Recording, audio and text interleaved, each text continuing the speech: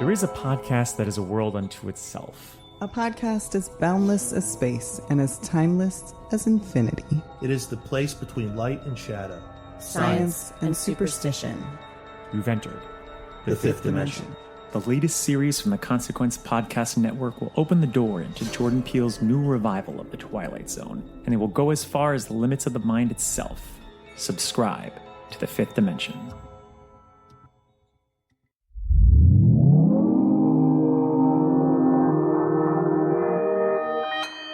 Consequence Podcast Network. My friendship to all of you precludes my involvement with any one of you. But if you wanna make love, then I do too, and I'll be right there behind you. All in the name of oh, all in the name of oh, all in the name of oh. Greetings, constant listeners, and welcome yet again to the Losers Club, the Stephen King podcast from the Consequence Podcast Network. I am one of your co-hosts, bringing the daisies since 2017, Justin Crewneck Gerber, a longtime contributor to Consequence of Sound, and a co-host over at the Halloweenies, a Freddy Krueger podcast. Well, it's June, which puts us 6 months into the new year, and more importantly, 4 past midnight. That's right, we have entered a time rip in our podcast and find ourselves in 1990s for the first time. And what better place to start than where we literally have to start, because we cover Stephen King books chronologically. Over the next 3 weeks, we'll be covering every novella from 4 past midnight, as well as any accompanying adaptations. That means for this episode, not only are we talking the Langoliers, but the 1994 ABC miniseries as well. I apologize, the 1995 ABC miniseries as well. But before we do all that, let's head around the table, introduce ourselves, and discuss the first time we heard about the story, read the story, and saw the miniseries. I'll start off with the person I'm pointing at. The people listening at home have no idea what's happening right now. Surprise. This is Lara Mady Unnerstall. Yes, I've been on the Losers Club once before for the Misery episode, and I am sometimes co-host of... oh my God, what is it called? Halloweenies. Halloweenies. I just keep calling it the Freddy Krueger podcast in my head because I like that guy. He's a pervert.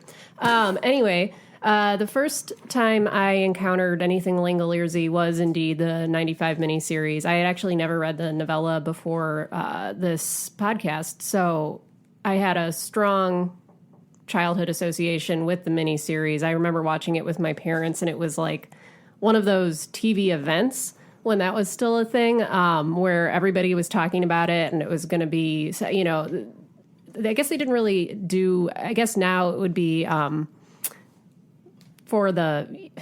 Like for ABC or... Yeah. Sorry, I just had like a complete brain fart. I'm very tired and hungover. Sorry. That was just kind of a thing. Like these days, we do see adaptations of everything as like a series now, but back then it wasn't really like that at all. So it was a TV event, and we all watched it, and it sucked. I think it was my first realization that something I was afraid of could end up being really dumb.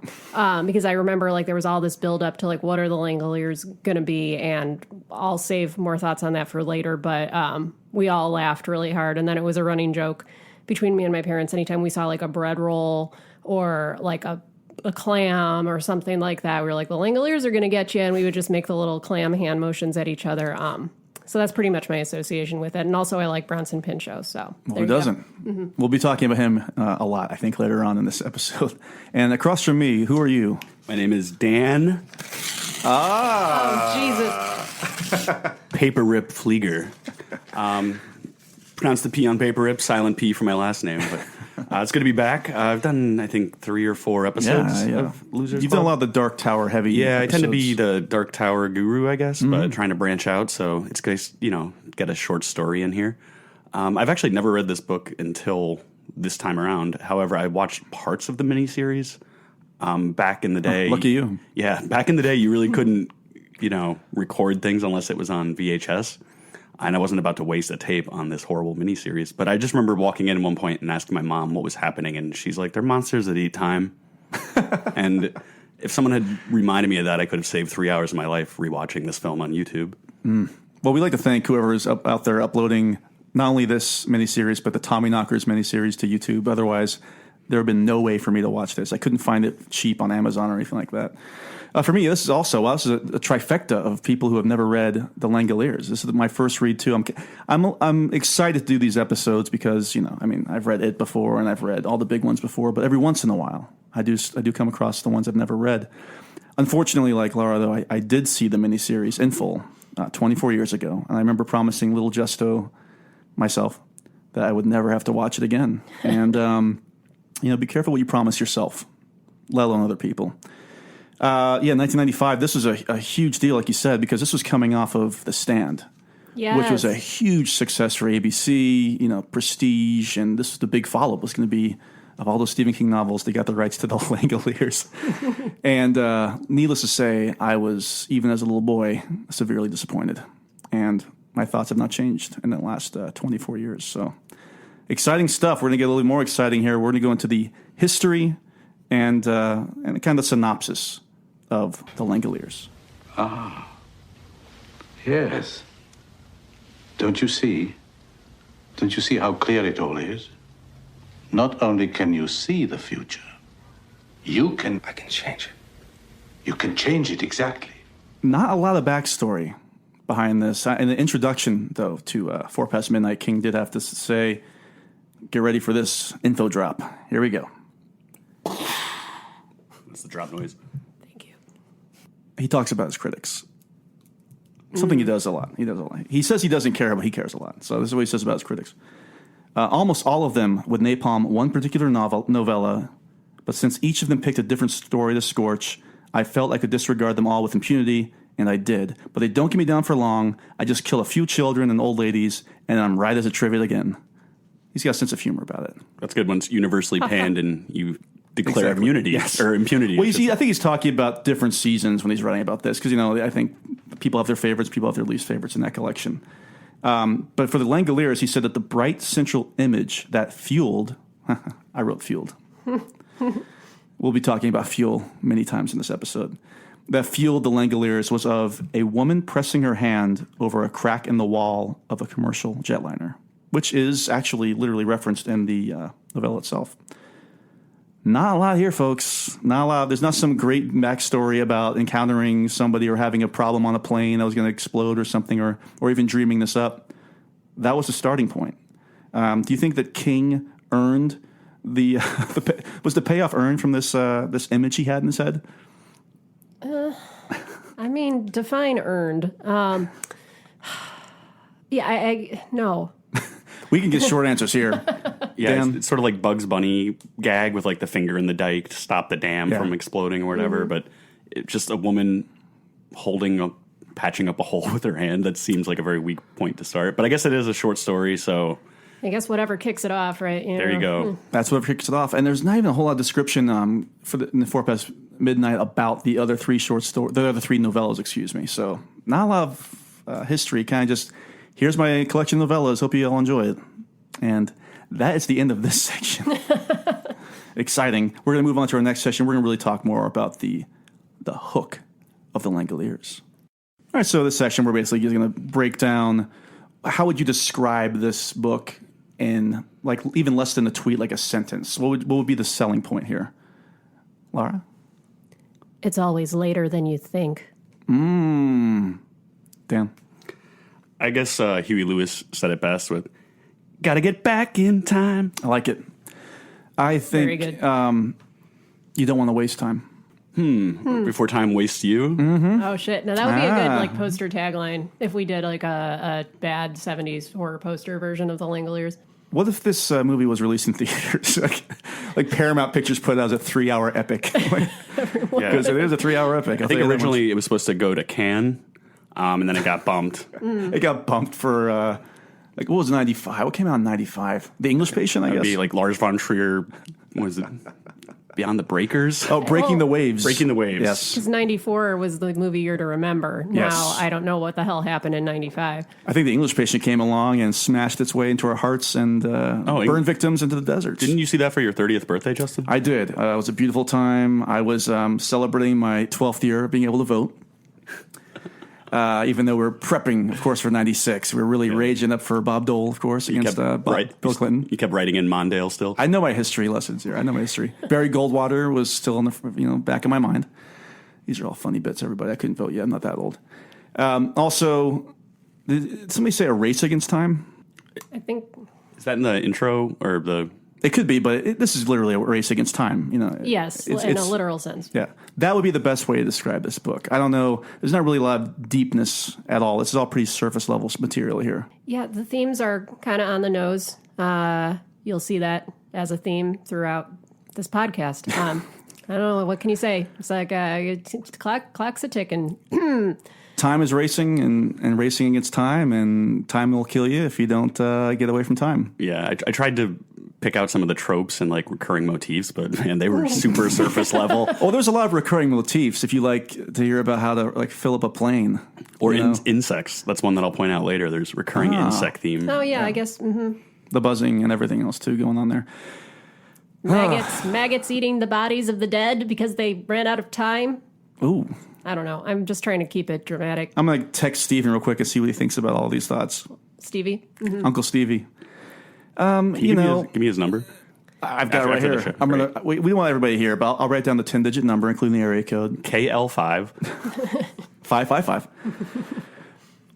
I'm trying to think of what else we could possibly even talk about with this. Everybody listening at home is probably like, is this going to be a 20-minute episode? I promise you, when we get to the crux of the characters and the actual events of the book, there'll be a lot more to discuss. Do not stop listening to this episode, I promise. Some other hooks, I think, if you look at, like, what if James Bond was on a commercial airliner that got lost in time? Yeah, that's definitely probably what went through his head when he was picking out the characters, and it's just like, ugh, like really, yeah. I gotta say this because I've got some questions about who he was picturing in the role of Nick. Again, that's the hook, folks. This is going to be a lightning fast episode. Maybe we'll see what happens here. Let's move on to our next section: structure and format.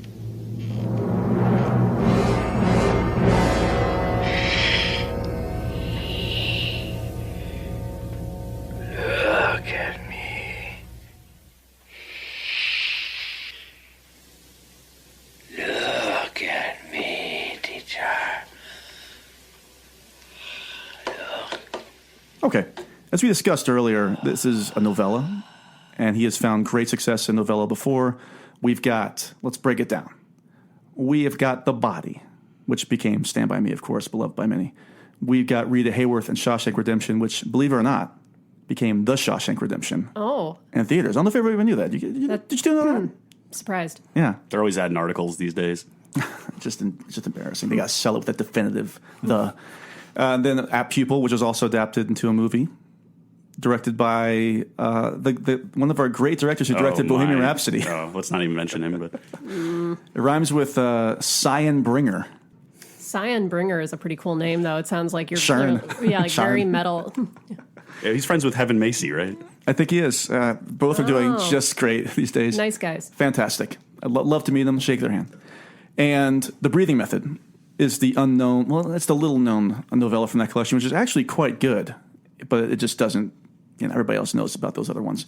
And in the Skeleton Crew short story collection, of course, the novella of The Mist, which became it's a big cult movie now, you could say. I don't think it was a huge box office success when it came out, but beautiful black and white version of The Mist. You can hear us talk about all of those novellas in like 5 different episodes, I think, spread out throughout the Losers Club. And so, yeah, he's on here. So it was looking good. He had the batting average was tremendous for all you baseball fans out there. He was batting like, 800 essentially. What did you think? Let's just, without giving our nose rating, which we'll give at the very end of this, based on those other ones, if you read them or not, what do you think? How do you feel this compares to those? Is it easily the worst, or is it maybe somewhere in the middle? I'm going to go with easily the worst. Yeah. As compared to different seasons? Or yeah, the ones in different seasons. Oh, different seasons is great. I love that book. Yeah. I think those are all home runs. This is... another baseball analogy. Oh, yeah. No, this is like a ground rule double. No, I don't even know. No, this is like getting put into a coma in Dodger Stadium parking lot. That's how bad it's when the foul ball hits the little girl. Yeah. That's topical humor. I don't know if it's humor, but it's definitely topical. I made it humor. Ha ha ha. We're very funny here. Yeah, compared to that, I was really looking forward to seeing what they were going to be able to do here. And now, after reading this, I think about the three to follow, and I'm a little more wary of where we're going to be going after this. I've heard mixed things from the other losers about the following three stories, although a couple of them did say this is probably the worst of the bunch. Why King decided to lead it off with this one? Maybe because of the length. It's the longest, I think, of the four novellas. I was looking at reviews online just, because I was thinking about my reaction, and there were like a lot of really positive reviews out there about this novella, and I sort of was taken aback because I'm like, I got nothing but haterade to pour today. I apologize in advance to anyone that, has a soft spot for the old Langoliers, but I don't get it. Don't get it. Any comments, Dan? I'm going to sustain my... we'll hold off when we get to our next section here. I do want to break this down. I do want to go a little bit long on this, and I'd like to talk about the science of the Langoliers. I think the science of the story is pretty original. I don't think we've really delved into this before, right? This type of atmosphere, not just in Stephen King, but in terms of the stories I've read or even the shows or movies I've seen, this seems like a pretty unique telling of what would happen if you were out of time. I don't know. What do you think about the science of it? Well, I mean, the premise I think is good. Yeah. I think it's a really solid premise for a 15 to 30 page short story. I'll save the rest of my thoughts on that. But yeah, I mean, it's an interesting concept. I think it's literally the only reason I think it got turned into a miniseries, because it just has an interesting, idea. I don't really know what else to say about it other than like, sure, we got a time rip. What happens to all those planes and like Bermuda Triangle boats and stuff? What if they're just lost in a past where there's nothing and then they get eaten by clams? Like, why not? Works for me. Yeah, I guess just to give any listeners who haven't read it or don't want to waste their time reading it, essentially a bunch of passengers fall asleep on a plane and they wake up and they're I'm not sure how much time back they are, but there's these creatures that eat up old time and they need to get back to the present. Yeah. And that's the main conflict. So it's these sort of weird monsters that are only named because one of the villains in the book had a childhood fear of things called the Langoliers. So that's what they dubbed these monsters that eat time. That's a great description of the book, essentially. I mean, all right, let me break down some of these scientific moments here, and we'll see how we feel about the science, and if it's interesting, or if it's kind of like, let's move this along, King. All right, so let's think about this moment. When Toomey fires at Albert, there's only enough force to drive the bullet out, but it only strikes Albert's chest and bounces off. We'll do baseball analogies. It's been going so well so far. Yeah. Is it a single, a double, a triple, or a home run, or a strikeout? Well, they mentioned, so as time goes back, as they leave the airplane, that's sort of like a neutral zone where time exists. But as they leave the airplane, things start to become stale. They taste food. It doesn't taste like anything. It's just we'll break that down as we go along to see like how this feels in the storytelling thing. Yeah. So what do you think about this scene and this use of science here? A strikeout, single, double, triple, or a home run? Single or a double for me. I would say a double, but they also mentioned that. So basically he fires the bullet. Yeah. And it hits him like a little pop. It doesn't. It loses the momentum. And they mentioned that an actor was killed on set with the same thing, with a blank. The Crow. Well, but I looked it up because I was like, oh, Brandon Lee. But this is before that. This book came out before that. So it's actually an actor named John Eric Hexum, and he was on a CBS series called Cover Up. And between takes, he was fiddling around with a gun that had a blank in it and was playing Russian roulette, held it to his head, shot, and the plastic casing from the blank hit him with blunt trauma. Because there's still force. Yeah, but it hit and it caused a whole, like massive crack in his skull, and he died a couple days later. So that's actually what it's in reference to. My God. So I think the science checks out. There must have been a cover-up on cover-up, because I've never heard that story until this very day. Yeah, never heard it. I've heard the Brandon Lee story a million times, obviously. That was, we were all kind of in the middle of that. Yeah. We weren't watching CBS's Cover-Up or whatever the hell that show was. Rest in peace, by the way, Mr. Hexum? John Eric Hexum. J.E.H. Hexum damn near killed him. Hexum, I hardly knew her. Okay, so I'm going to give this a double too.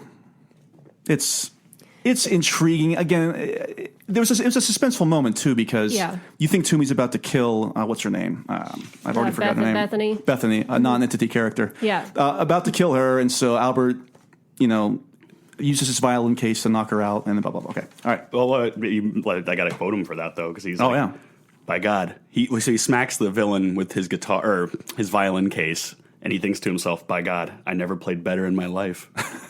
Wah, wah. There's a lot of those moments too. I've got a lot of thoughts on Ace Klausner. His Sharpshooter. one-liners. Yeah, sure. I'm not even going to, Literally only in his dreams. Okay, so what do we think about this? Jenkins, his first suspicion is that all the passengers were just vaporized, utterly discorporated. I think I pronounced that correctly. discorporated. Disco-porated. Disco-porated. One of my favorite dance moves, of course. One of my favorite eras, one of my favorite U2 songs.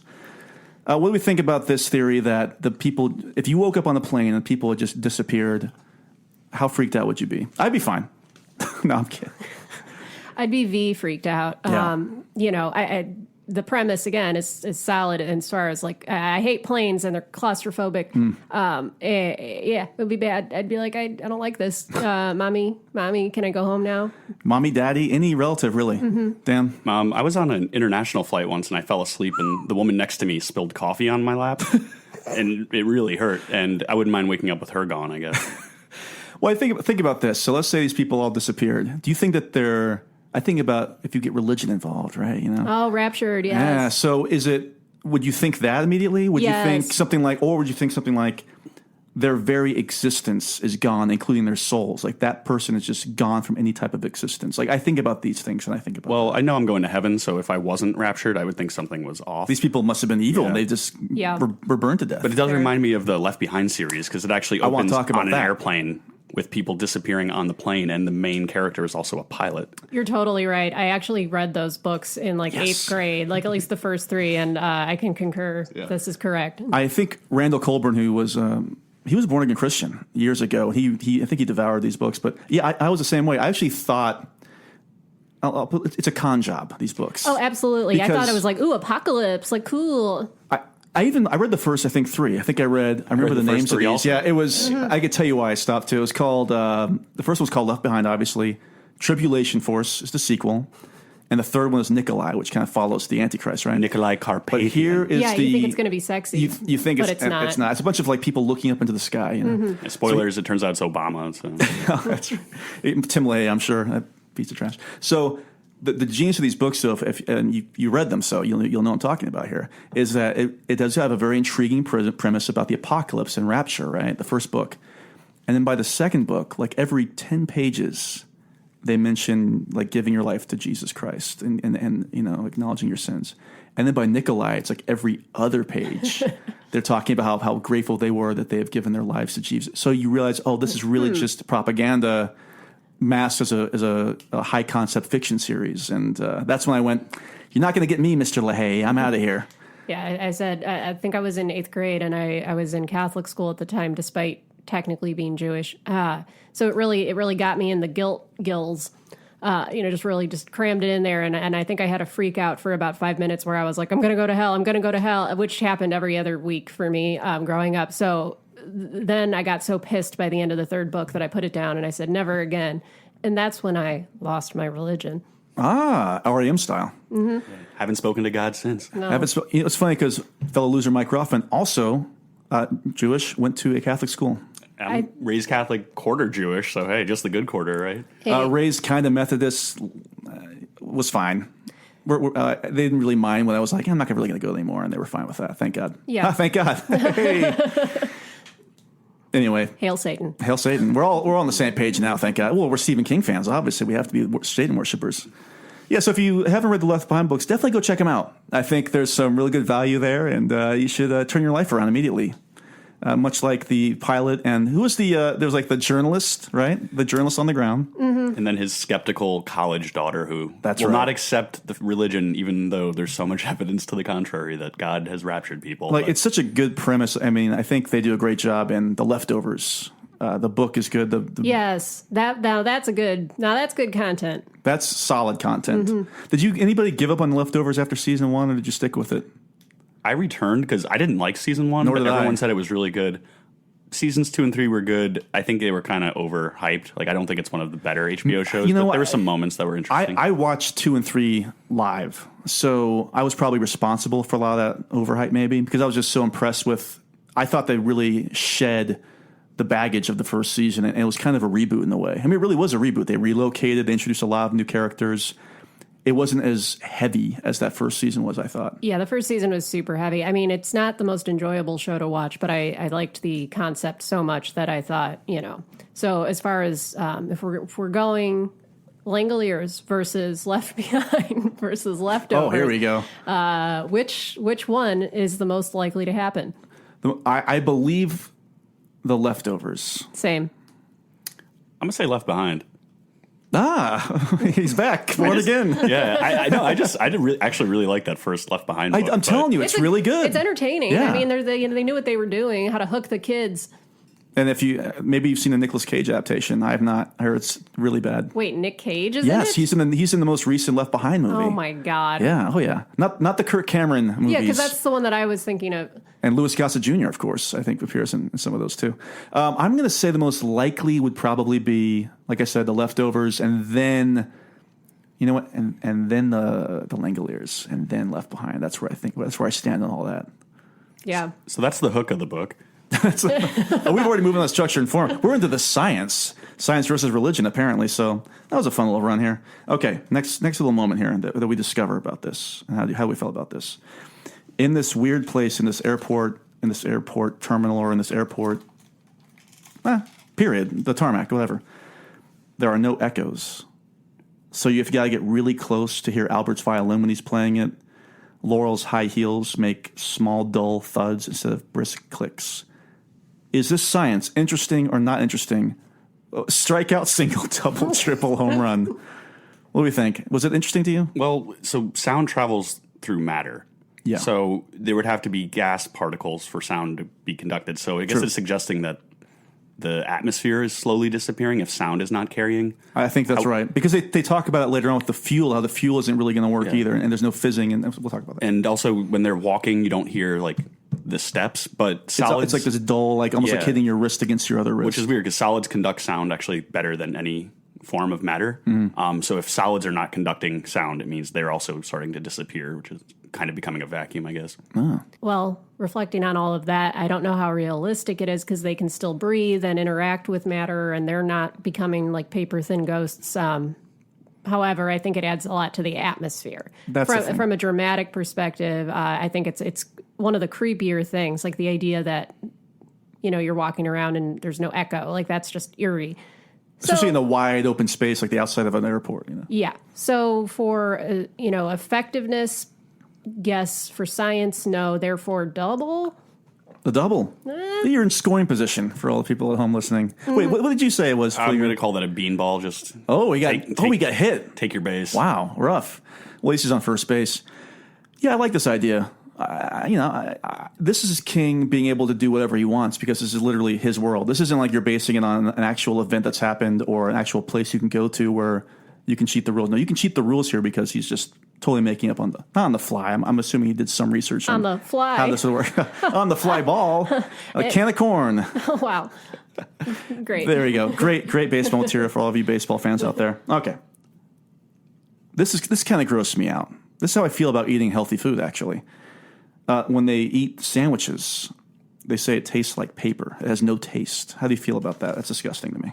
Yeah, I thought that was a little weird because they were hungry, and I think one of the characters mentions that they need food to kind of level their heads. Well, yeah, we'll talk about that character. But I mean, if you've had like oatmeal or water, it kind of doesn't really taste like anything, so they should be able to just swallow it. Well, instead, they kind of chew it and spit it out as if it's gross. But if it tastes like nothing, I mean...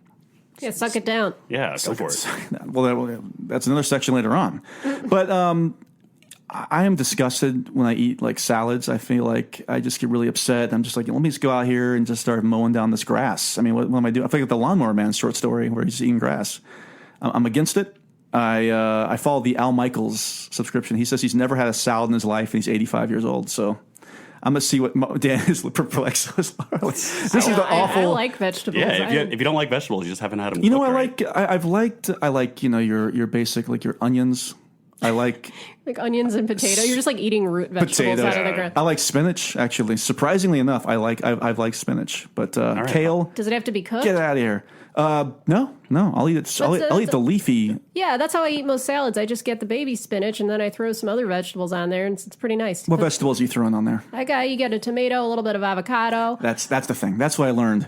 And I refuse to accept it that tomato. That people tell me that tomato is not a vegetable. They tell me it's actually a fruit. Yeah, which is insane to me. Yeah, I mean, yes, technically it's a fruit, but in the context of a salad, it might as well be a vegetable. Let's not do a hot dog as a sandwich kind of thing here. You know, Oof, you know what I'm saying? Sandwich. I've actually seen Justin eat spinach before, though, but he grabs a can and squeezes it, Yeah. and it goes in the air into his mouth. You see how strong I get. His when I do muscles that. get really big, and you have that battleship tattoo that like starts moving. Yeah, it's just your forearm that gets really big. And I can't see it on my left eye. That's the only problem. I got a big squint, but I do make funny noises like Popeye humor in the Langoliers episode. We did it. Is that bingo? Yeah. I think Baseball, we have our checklist. salad talk. Okay, this is kind of creepy. I want to talk about a certain celebrity I learned who's got the same condition here. In this world that they find themselves in, there is no smell. What do you think about that? Once I got a really bad cold, sinus infection, and my sense of smell didn't come back for like 3 weeks, and it scared me. I thought this is what it's like to live in a world without one of my senses, and it was real bummer. I would test it every day by sniffing a scented candle that my friend made, and it normally has a very powerful aroma that's quite delightful, and yet I could not smell. So I'm going to go with it's a bad thing to experience. That's all I have to say. Yeah, I guess if I had to get rid of one of my senses, smell would probably be the first to go, just in the hierarchy. But yeah, I also suffer from seasonal allergies, so there'll be like sections of the year where I'm not really smelling much. I don't smell so good, you could say. That's year round. That's not even seasonal. I would say this. I love to eat, and I love to smell the world around me. What can I say? Especially when I'm walking in certain areas in Chicago. But I learned that Jason Sudeikis does not have a sense of smell. Wow. What do you think about that? Horrible Bosses and Horrible Bosses 2's own Jason Sudeikis cannot smell. Well, I guess he also lacks taste.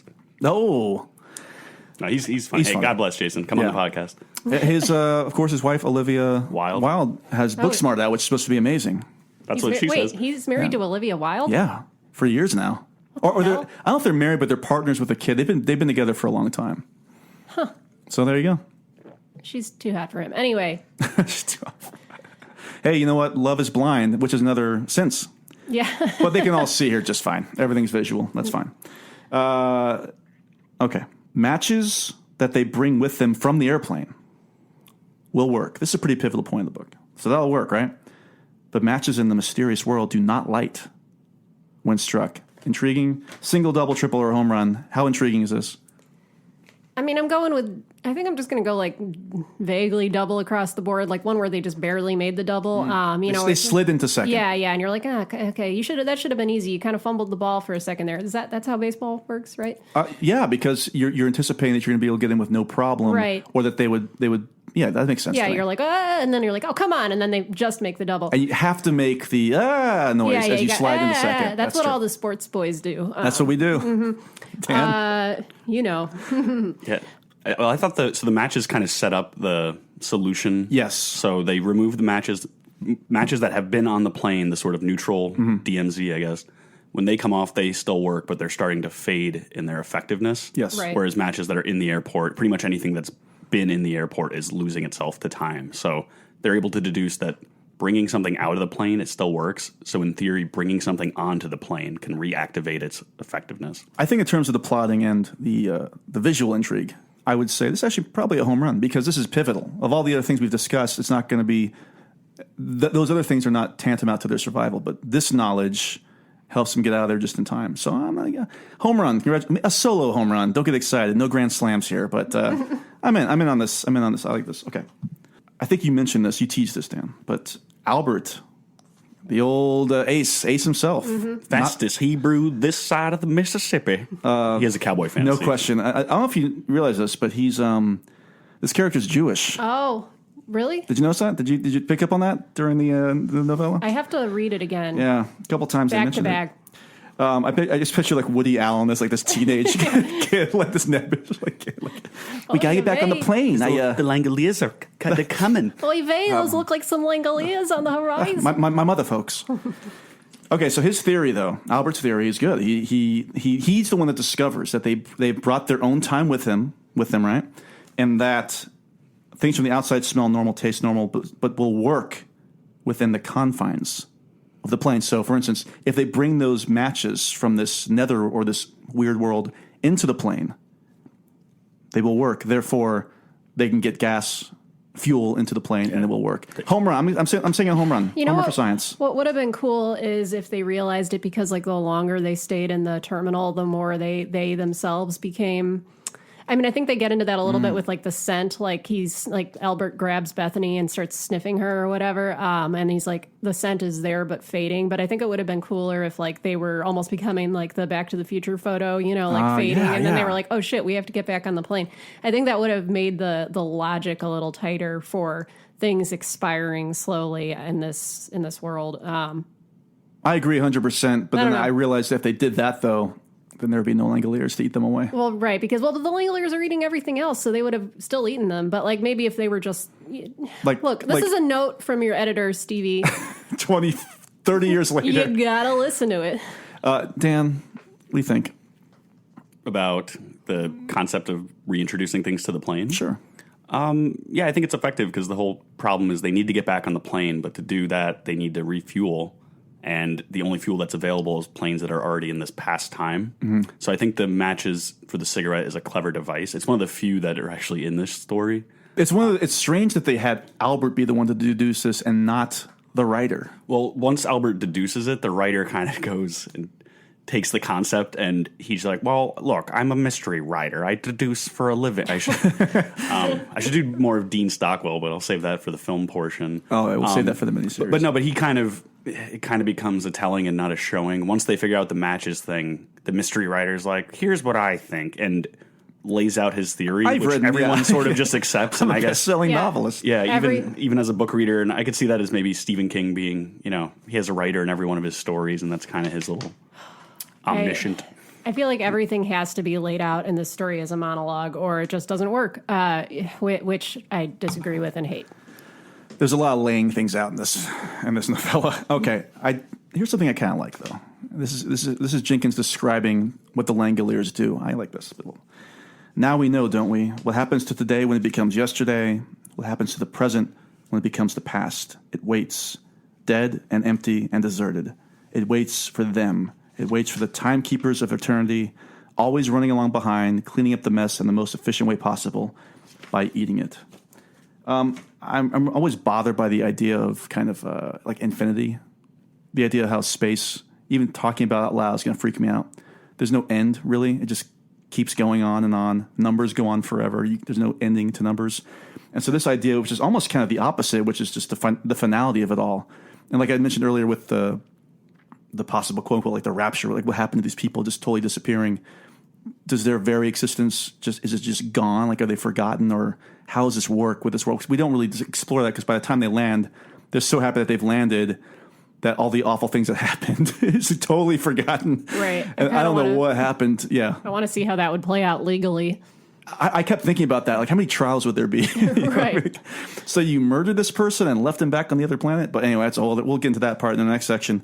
This part kind of chilled me a little bit. I like this. I'm going to give this a triple. I can't give it the home run. Just the quote itself, like that, the whole the concept, idea. Yeah. If that is indeed what they do. Yeah, I'm going to go triple, too. I do like the idea. I like the thought because, it's why nostalgia is useless. I feel like there's some kind of spiritual truth in that, like that sense of every time you look to the past, you're looking into the void, Yeah. And so I feel like as a time travel sci-fi concept, I think it's unique. I think it's a little haunting, and I feel like it resonates a little bit. Again, I really think this would have been a very good like short story. Like if it was a little less long, a little tighter, it would have been really cool and haunting. But unfortunately, it's longer than it needs to be. It's almost it's basically the length of some of his novels, for God's sakes. Damn. Yeah, I think it's a good idea, but poor execution. Mm-hmm. The idea of getting trapped back in time and not knowing how to work your way to the present. It's pretty freaky. I also was afraid of infinity, and maybe that's sort of the being raised Catholic thing. Yeah. The idea of eternity was terrifying to me. If you're bad, those Langoliers will get you too. When I was little, I was so afraid of eternity, going to heaven or hell forever. Mm-hmm. I think I was like 4 or 5, and I actually went to my parents' room crying, and they're like, "What's the matter?" And I was like, "I'm thinking about infinity." So you did not subscribe to Bruce Dickinson's lyrics from From Here to Eternity, where he says hell ain't a bad place. Hell is from here to eternity. You were okay with that for Iron Maiden? Well, I guess, what is it? Heaven for the view, hell for the company? Ah, gotcha. I'll take some you say, Laura, about nostalgia and looking back is like looking to the void. I'll say I think it's okay to look back occasionally. I mean, after all, this is a Stephen King podcast. Yeah, I mean, we're all doing it. Yeah, but I'll say it's okay to look back every once in a while and discuss, but it's another thing to live in it. You can't live in it. And I think that's kind of, there's maybe an analogy here. You can't live, literally, you can't live in the past or time will eat you. Yeah, exactly. Yeah, and I think it's actually from Latin, not to get hung up on nostalgia, but it's the pain that you feel when looking back to the past. So it is something that it can hurt you actually by living there. I agree with you, though. I'm kind of anti-nostalgia. Yeah. Things get misremembered and sort of romanticized. I think the older we get, the more and more that becomes more apparent. Like when we think about, I wish I could go back to 1986 and relive the first time I watched, The Goonies or something like that. But at the same time, think about the world in 1986 and where we were. Like, think about the AIDS panic and things like that. Like, no, why would you want to really go back? It's almost selfish in a way to want to live in these eras. Think of 1995, where classics such as the Langoliers were on our television. I wish I could go back to those 2 nights that one week and relive the 2 hours with commercials every night. Yeah, with commercials. The Langoliers. God, it was like 4 hours with commercials too. I was so mad at the end of that, but I can't wait to talk about that miniseries. Okay, so yeah, that's cool. Here's something that I have a problem with, because at this point, when they've taken off, I'm just about ready for this story to be done. If I wasn't ready for a while now. Okay. Just before they re-enter the Aurora Borealis. Did I pronounce that right? Yes. Close enough. I nailed it before we started recording, and now I'm just going to stumble over it's it. The Ouroboros. I think it's called the Borealis. The disco It's parade. as close as you're going to get. The Justin. Disco Borealis. One of my favorite meals. Jenkins, of course, he's back. Forget Ace. Jenkins is back on the case here. Jenkins realizes that when they cross back through the time rip, that they've got to be asleep or they will disappear like the others. So they're like, this is too short. We got to make this a longer novella. Please figure this out. This makes sense to me. It makes sense. But as a reader, I was checked out. So I'm going to give it a single because it makes sense, but I'm not enthralled by this by any means.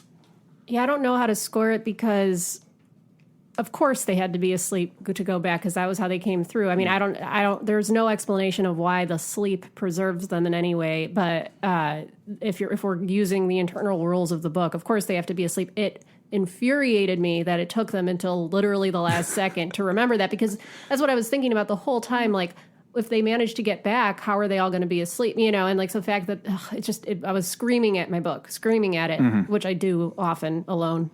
Yeah, which I also did. One of the first things they identify is that they were all asleep, and that's how they, still exist on the plane. So it is kind of funny that it takes them almost to the last minute to be like, oh wait, we all need to go back to sleep to cross over. And I guess as a concept, I don't know, if your consciousness is suspended, your physical form. Yeah, he doesn't really. I feel like if this was a novel, I think that they would have gone into more detail with that. I think they would have gone into more detail with what likely happened to the people and things like that. I think you just kind of accept it, and it's not deeper than it really is. I mean, it checks out scientifically, but as a reader, I was like, do we need another act? Have we not stretched this out enough? I just feel like every decision that gets made in this book gets like spread through about 10 pages more than it needs to be. Like that should have been, they should have been able to come up with that. They should just like crunch the time a little bit here, guys. Imagine if this was a short story that started off with these people having already landed at this airport tarmac. And then kind of, you can love that exposition as like how they got there and everything else. But it starts off with these people, these 10 people from this airplane in this strange world, and this is happening. And we find out like how they got there along the way. Like that would work better for me. Like it takes too long to get going, and it takes too long to get the hell out. So much exposition. There's so much exposition. It's almost like he's so impressed with the science he's presenting. He's got a really like foolproof of like, no, this really means this because X is Y and Y is Z. And trust us, Jenkins, the mystery writer, is saying it, so it's got to be right. No scientists are saying it, but the mystery writer is saying it. Don't worry, I have this man to explain it to you. Laurel, wake up. Stop gazing at Nick. Bad boy Nick. Okay, last bit of science. The end of the book, when they get back, they do realize that the time rip brought them into the future, and they have to wait a few minutes for time to catch up to them. I like this idea. It checks out. It makes sense. They're screwing with time when they go back. It makes sense. It stands to reason that time would be a little bit screwy when they go forward. I like the idea of how would you explain it? It's not them catching up to time; it's time catching up to them, I guess, right? Yeah. Or they'll eat time. Maybe they'll be the new Langoliers. Yeah, this is how you become a Langolier. That would have been a good twist ending. That would have been a good twist. That's a really good idea. All right, we're gonna do this. This could be like the Gunslinger when he went back and rewrote the Gunslinger. Yeah, let's give that ending. Yeah. Well, I was gonna say, so what's weird is when they're in the past, it takes a few hours, presumably, for the Langoliers to catch up to them. But once they go to the future, it just seems like within minutes, time catches up. Yeah. I almost think they should have had to wait around a couple hours for time to catch up. I mean, that would have added to the story. Eating sandwiches. But at least there's taste to them. Or they're gradually taste. But I kind of, now I'm talking myself out of this. I like the science. I understand the science and how this could possibly happen, in King's science at least. But it would have been a lot creepier if it was just open-ended, right? If they got back and then they were like, well, maybe if we wait, this will happen, and then there's some weird off note and it just kind of ends. Well, I think it's funny too that as they're like reincorporating, they back up against the wall so that they're not touching anyone. And I was like, what would happen if you were in like your ghost form and you put your arm through a person and then materialize? Yeah, it's like the Fly kind of a situation. Yeah. Yeah. I think it's okay. I don't know. My question is, how far into the future does like the airport extend? Like if you theoretically went through a number of time rips, is everything that is going to be the future already laid out for us? Like, you know what I mean? Like the airport is there, but it's there because it's already in the present, and they know that. Like, so does that mean if they went 15 minutes into the future and somebody had set off a bomb in the airport, they would have been like in an exploded airport? Where does the human agency begin with what this future is? Like, it's weird that these buildings are there, but the people aren't, you know, how, and this is where I'm going to get myself freaked out thinking about like how far into the future does that path of light extend with the humming and yada, yada, yada. Anyway. Is there any agency? Are they saying, or is all this just kind of laid out and they went ahead of it? Yeah. That's kind of creepy to me, I guess. So much for Tim LaHaye's Left Behind series, if everything is just faded out anyway, you know, do whatever you want to do, I guess, right? Yeah. Live your life, as T.I. and Rihanna once told us. Hey. I feel like if I imitate any more, it's going to come off as inappropriate. So, anyway, good song though. What do you want to tell you? Steady stacking that paper. That's right. T.I. got arrested recently, didn't he? I think he's constantly getting arrested. He's doing all right. He had a very funny video though, where you see the video of him in the White House. No, they cut him in the White House. In the actual Oval Office, like Trump is like going on his helicopter and leaving, and then they've got Melania stand in. Yeah, she's into the office, and they get into some hijinks. Exotic dancer. Oh, it's one of those. It's one of those. I get it. Do you understand what happens here, everybody? They have a conversation, and like, what are you doing with them? No. All right. Hey, thanks for sticking with us for our science. I feel science weird. segment here. I kind of like this. This is fun. I feel weird calling it science at all, but King's Science. King's Science. Dr. King, the science guy. Got it. Section. Okay, well, this is the part I've been looking forward to. I've got some notes. We're going to move on to our next section called Heroes and Villains. I'm going to have to kill this fucking clown. Welcome to the Losers Club, asshole!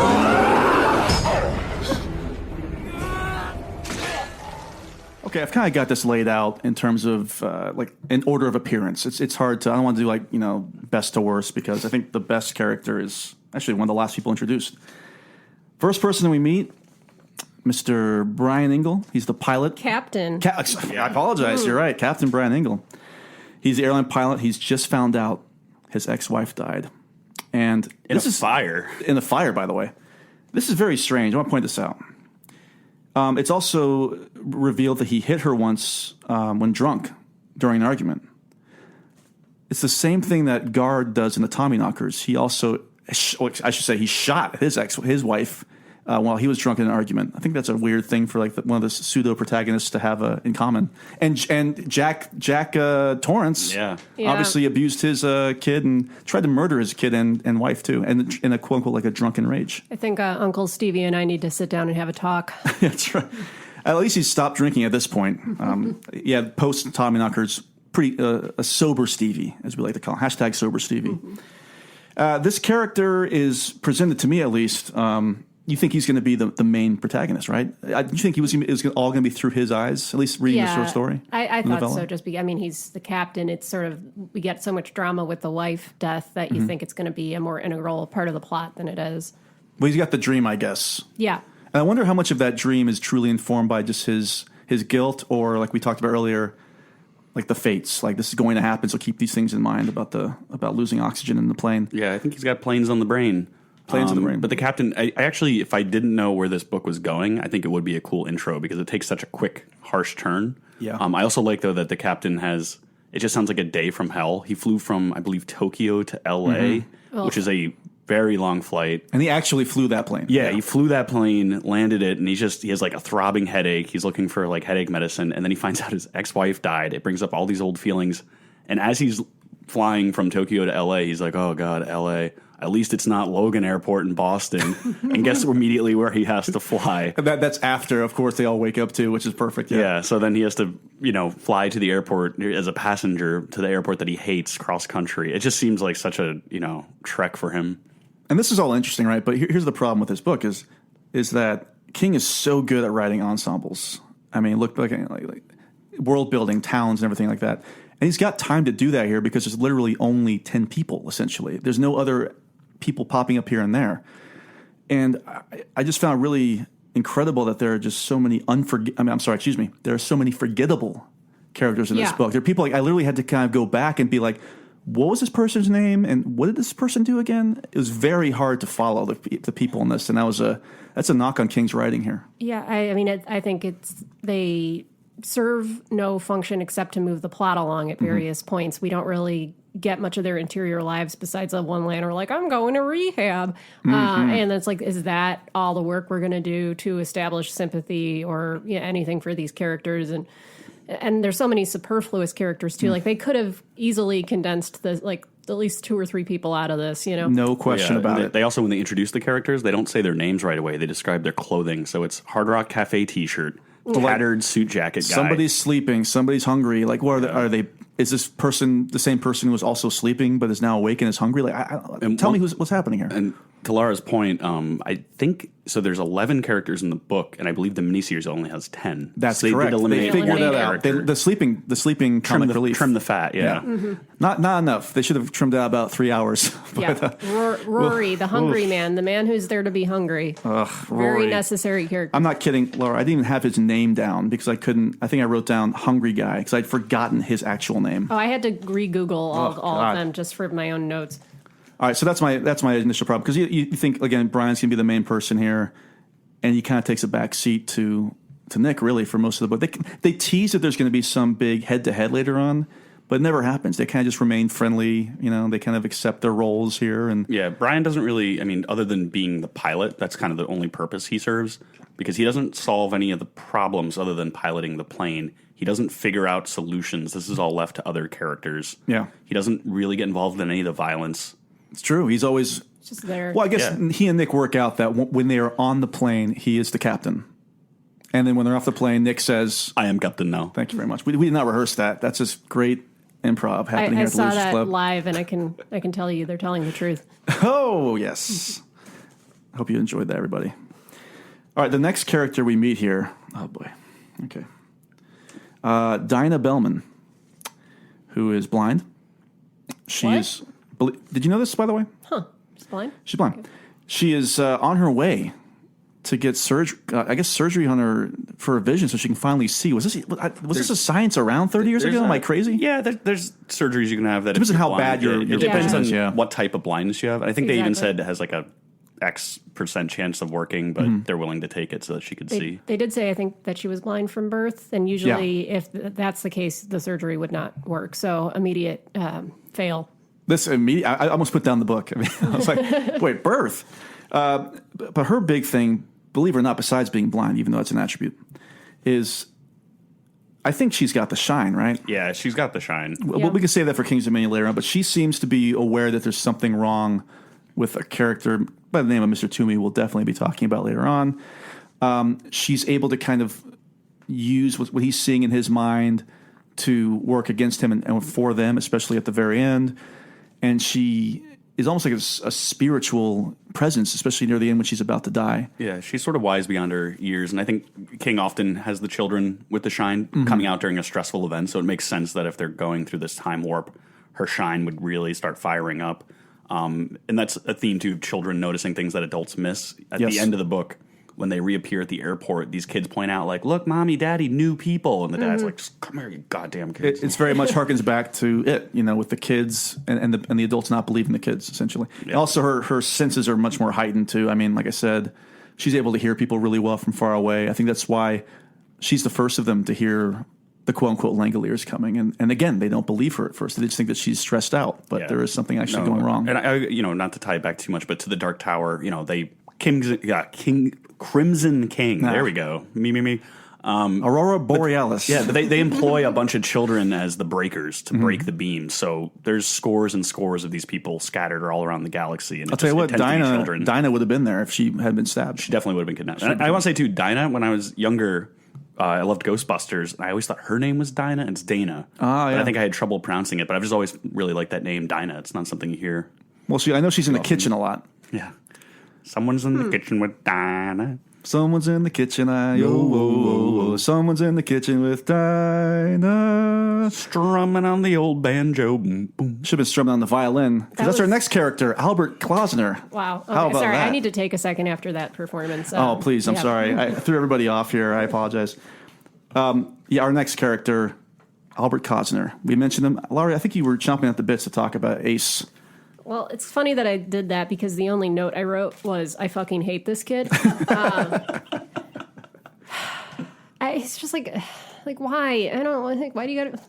This kid's like wishful thinking, apparently. Yeah, it's like the nerdy kid that turns out to be a cool guy, I don't know, like in the toaster thing, and you're just like, God, he's just lame. I don't like him. He's apparently like I don't know if he's a prodigy, but he's a teen violinist. He's on his way to Berkeley.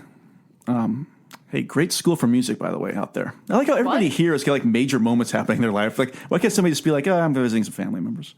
I mean, Bethany is kind of later on. But yeah, Albert, the big thing about in this story, though, is that he dreams of having the courage of a cowboy. Of a gunslinger. Of a gunslinger, especially. King's Dominion there, too. He refers to himself, Laura, I think you might have said it. One of you did. Ace, not Albert, but Ace Klausner, the fastest Hebrew west of the Mississippi. That was a sigh. Yeah, that was a sigh. Mitski had an album called Be the Cowboy.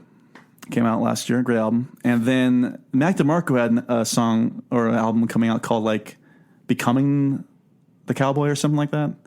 Anyway, what do you like more, Mitski or Mac DeMarco? I actually like Mac DeMarco a lot, but I saw Mac DeMarco. Here's kind of a tangent. Mitski too, but I like the Mitski album a lot actually. Yeah. But I saw Mac DeMarco at the Hideout, is AV Club's Hideout Fest used to have? Yeah. At the Hideout, he performed. It's kind of a slack rock thing, and I was being a little jerk during the set. I'll say I was in the background, kind of mocking him, But that's my problem. You were heckling him? Oh no, he couldn't hear me. I was way in the back, but I was kind of like, Mac DeMarco, Oh, my name is Mac. Hey, my brother's name is Mac. He's an idiot too. It's one of those things. Sorry, Mac, if you're listening, I love you.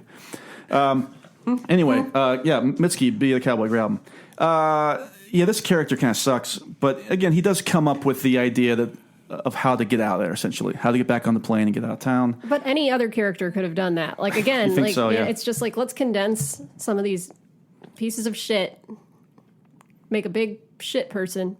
I'll stop talking. Well, the shit person, like you said, does figure out like it's some genius thing. He wraps toaster like in a tablecloth, right? Makes like a mace, makeshift mace, I guess you'd call it, and takes down Toomey. A little too late. Thanks a lot, Ace, but takes him down nonetheless. But I think a couple times. I think Ace's purpose, though, him and Bethany are just kind of to represent young love. Oh God, it's so bad because there are a couple love stories, and this is the one that is more believable to me. That young people that are maybe inexperienced, if you're facing death, if you had to compare this to the Nick and Laurel, which feels very quote unquote love story, which is incredibly bad. But the whole idea of he's presumably a virgin, hasn't really kissed a girl, and he does something heroic, and then they start making out, and they just like it. I bought that. Like I think that was especially younger people that age, and Bethany seems like she's maybe. And they're under stress. They're teenagers. They're horny. She's going to rehab. To rehab. I mean, this is all. Yeah. It's all tying together. I don't know. Mm-hmm. Speaking of love, here we go. James Bond himself, Nick Hopewell. So this book was written. This has been around the time of Timothy Dalton as James Bond, right? So I did keep thinking about Timothy Dalton in this role because this guy kind of does seem like a low grade. Well, that's a miniseries, I guess, but this guy does seem like a lower grade James Bond, like James Bond going on vacation, essentially. Yeah. He's the one who he says he works as a junior attaché for the British Embassy, but really fixes things that need fixing for Her Majesty. So he's a real bad boy, as we learned too. He doesn't take no for an answer, and he takes charge. He takes Toomey's nose and like threatens to break it, and he grabs life by the nose and just thrusts away. Yeah, and they imply that he was involved in the Troubles in Northern Ireland, which is, Northern Ireland was separating from the United Kingdom, so he went to Belfast and did some shady things there. I wonder if he knew Liam Neeson. Next topic. No, so this character, once again, like all these characters have to have like these incredible, I guess, characteristics, even though at the end of the day, so many of them are forgettable in the grand scheme of King's work, Like this guy's basically James Bond on the plane. We got this prodigy violinist. We've got this blind girl with the shine, which you think would be captivating. And then I guess Brian hit his wife when he was drunk once. But I will say one thing, though, about Nick. I wondered if it would have been better. Maybe now we would have made him like an air marshal who fell asleep on the job and then felt guilty. I think that would have made more sense than having like a British secret agent. Yeah, I think that would be like way more believable because as far as Nick's character goes, well, one, do you think he's British? I don't know. Do they mention him speaking any I don't know. Some of the British slang? The dialogue might suggest that he's British, but I wanted to puke every time I read one of the lines because of just how thick he was laying it on with the British stuff. But his character makes decisions that I don't feel like you need to be an MI6 agent to make. Like, hey, maybe we should like beat up and tie up the guy that tried to murder someone. Like, and Laurel's like, why did you have to be so rough? And it's just like, come on, like he makes logical decisions. I do think it would make more sense to have him be a air marshal, something like that. And MI6 is just so over the top. Well, and they set up the ending in a way where you think this is his big redemption moment, but they don't really the whole novella, there's not really him showing a lot of remorse for the things he's done until that very last moment where he's like, I'm going to do this because I've been a bad boy, essentially, Like, well, where was this character before? They didn't really dive into that at all. And I know it's a novella, but listen, it's a long novella. They couldn't give me like another page or two of that guy's backstory. I don't know. Something Bothersome. to like, it was long in places where it didn't need to be and short when it needed to be a little longer. That's a perfect explanation of this novella, actually. Sorry. They stretch out the things that don't need to be stretched out, and then they basically leave us with people running back and forth across a tarmac, right? That's basically the Langoliers, people taking off and landing and then running across tarmacs for 300 pages. What do we think about his big sacrifice at the end? Is it earned? I don't think it's earned. I think it's kind of just lame. Like he's being the hero. Like why is Nick the hero all of a sudden here? Yeah, so the context is that they realize to go back through the wormhole, they all need to be asleep, so they have to drop the pressure in the cabin, and he wears an oxygen mask. However, the thing I didn't get is, how does the pressure return to normal? If he disappears, right, the captain has to wake up. I think he flips the switch at the last minute. Right. That's why he's had to stay awake. It just seems like the timing, though, is just so weird, where it's like, well, what if he disappeared before he switched it? I was like, this is kind of a crazy plan. I kept thinking... Isn't there any other way for them to all survive? I kept thinking that too. Like, isn't there a way for him to kind of at the last second, or like, because you can depressurize the cabin, but can you have the actual cockpit be unaffected? You know what? I made the wrong choices in life. I had not entered the academy to become a pilot, so I don't know. I don't know the answers. Well, go ahead. As a Top Gun, I can tell. I didn't have anything to say. I didn't. Just keep. You can talk. No. Well, the one thing too, they point out that Nick might know like a sleeper choke. There's a bunch agent. of that. So what they do though is they have him break his arm, and he's like, "Oh, sorry, mate. I can't do anything with this." Yeah. It's not a good British accent. But he kept reminding me of like an Australian almost. Like all the mateys, Hey, matey. I thought about Crocodile Dundee a lot reading this, even though he's obviously not supposed to be Australian. It read much more Australian because I don't think I've ever heard a British character say mate this many times. It's like, you call that a Langoliers? I'll take you down under to me. Let's talk about... I call that a toaster. This is a toaster. Now this is a toaster. Let's talk about Crocodile Hopewell here. The way he is written, Laura, let's expand upon this a little bit, because I definitely had this written down. The word matey gets tossed around a lot, let alone other British slang. It would be like me calling you dude every other word, you know? It's like, I'm going to hit you right in the gob with my meat magnets, because that's what they call them in England. They call them meat magnets? Look, I'm trying to riff here. And bloody hell, bloody, you're going to be right in the corker. I'm going to get you right in the fanny. Watch out, Harry. I'm gonna knock you down so high your nose will split in two like my mum's pork chops back home, overseas. It's like, quick, open up the apples and pears. What is that? The emergency stairs. Has anyone got a slice of shepherd's pie?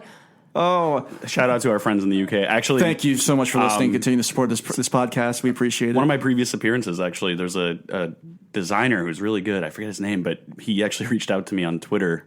So we got some fans over in the UK. Well, we've got a great listener base. Maybe after this episode, maybe not anymore, but no, look, we're making fun of Stephen King characterization of a British man. That's Stephen King we're making fun of. And definitely not the fine folks over there in the United Kingdom. Or even Australia, because we definitely dropped some Crocodile Dundee puns / jokes in there. They're all good people. But they're terrific. Bad dialogue for Nick Hopewell. Really laying it on thick who this guy is. I don't know. It got very annoying very quick. It took me out. And he's also, and we'll get into Laurel. You know what? Let's get into Laurel, all right? Yeah, I got a lot of thoughts. Laurel Stevenson, this is her backstory. This is so... Of all the things that got explained, this got the most explanation, by the way, didn't it? Yes, it got the most explanation. So she's en route to meet Darren Crosby, first and last name, who she'd been corresponding with through, I guess back in the pre-internet era, there would be like videos you could send around. It sounds really like snuff films or something like that, but like basically like it would be like the OkCupid for VHS. You would get like people personal, it was called Friends and Lovers in the magazines. I think they were also reaching out. Or Mad TV had the sketch Lowered Expectations. I remember that was the first episode of Mad TV they introduced that sketch. I think that came out around the same time of the Langoliers, right? I taped it. 95, I think. What a great time! Zeitgeist. What a great time! Real zeitgeisty. So this is her character. She's, I guess, kind of just a lonely heart that has found somebody who seems like a real sweetheart that she's going to finally go meet. The Langoliers and time itself have got a different idea, because then she gets to know Mr. Nick Hopewell and sees he's a bit rough. He's a bit forceful. He's a bit of a bad boy. He's not this loser, nice guy, Darren Crosby. And I'll tell you what, she falls in love pretty quick and hard, and vice versa, by the add. This is one of the worst relationships I've ever read in a Stephen King short story, novella, or novel. What do you think? It's bad. I mean, and I just to talk about Laurel herself, I found that the way King describes her is one of the more insulting passages in the entire book. So I'm just going to read this really quickly. It's from Albert's perspective. Like, I don't know if that excuses it because it's like a dippy teen kind of way of looking at it, but it really doesn't in my book. He looked at her more closely and saw nothing really remarkable. A woman with a species of fading prettiness, a woman falling rapidly out of her 20s and toward middle age, and to Albert, 30 was definitely where middle age began. A woman who would soon become colorless and invisible, which is basically, but then from Laurel's perspective, we learn that's exactly how she's feeling about herself. And she's like, I've got to go on one last adventure before I just, my 20s are over. And it's just like, what the flying fuck? And her attitude has even changed at the end because she still wants to go on one last adventure. Right. And her character is actually one of the few that doesn't exist just to do something, to like ferry an object or to have a psychic prediction or whatever. But so we actually get the most characterization out of her. Maybe only second or equal with Brian Engel, where she's more of a character in the classical sense, but the character that we get is insulting, cliched, misogynistic, boring, and then she just sits there and the whole time she goes, why do you have to be so rough with him, Mr. Hopewell? I just can't. It's like, she's just lame. Well, she says those things, and then you get the inner monologue of, but I was kind of attracted to him. I can change him. I could change him. Well, she even says the guy that she's supposed to meet on the date, he has something in his eyes where there might be a kind of a hidden rage. Well, King refers to poor Darren Crosby, the true victim of this book, as where'd she go? Placid. Like, oh, poor bastard. He's on video, VHSs and magazines. He's looking for love too. I'm sure he's a nice fellow. He's just a normal guy. Yeah. Not fucking with any time. Not yelling at people and telling them to stay out of it. And like, ooh, this guy seems pretty hot. But I will say though, the Nick thing, going back to what I said earlier, the teenage love I can kind of see. Mm-hmm. But these are older adults and they're going through crisis. There's been murders. That's monsters. Okay, let's talk about this. You don't fall, like when you have adrenaline going like that, it's not the time to fall in love. This is probably the best time to talk about this, is so many things happen in this book in which they totally dismiss events that just happened.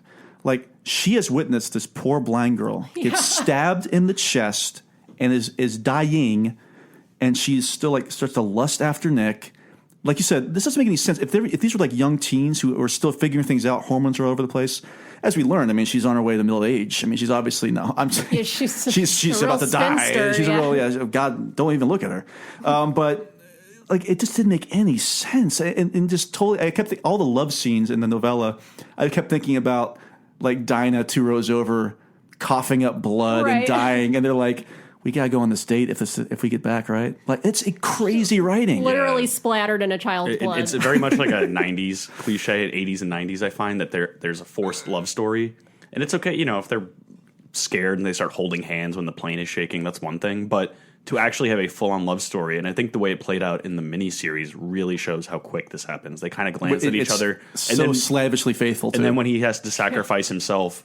it's as if they've known each other for an eternity. You're like, you guys have just been talking. What it's like? It's like two things. It's like Weather American Summer, where at the very end, David I. Pierce and Janine Garofalo are like, "Oh, baby, it's been a dream of yours to get the Fields Medal or whatever it is."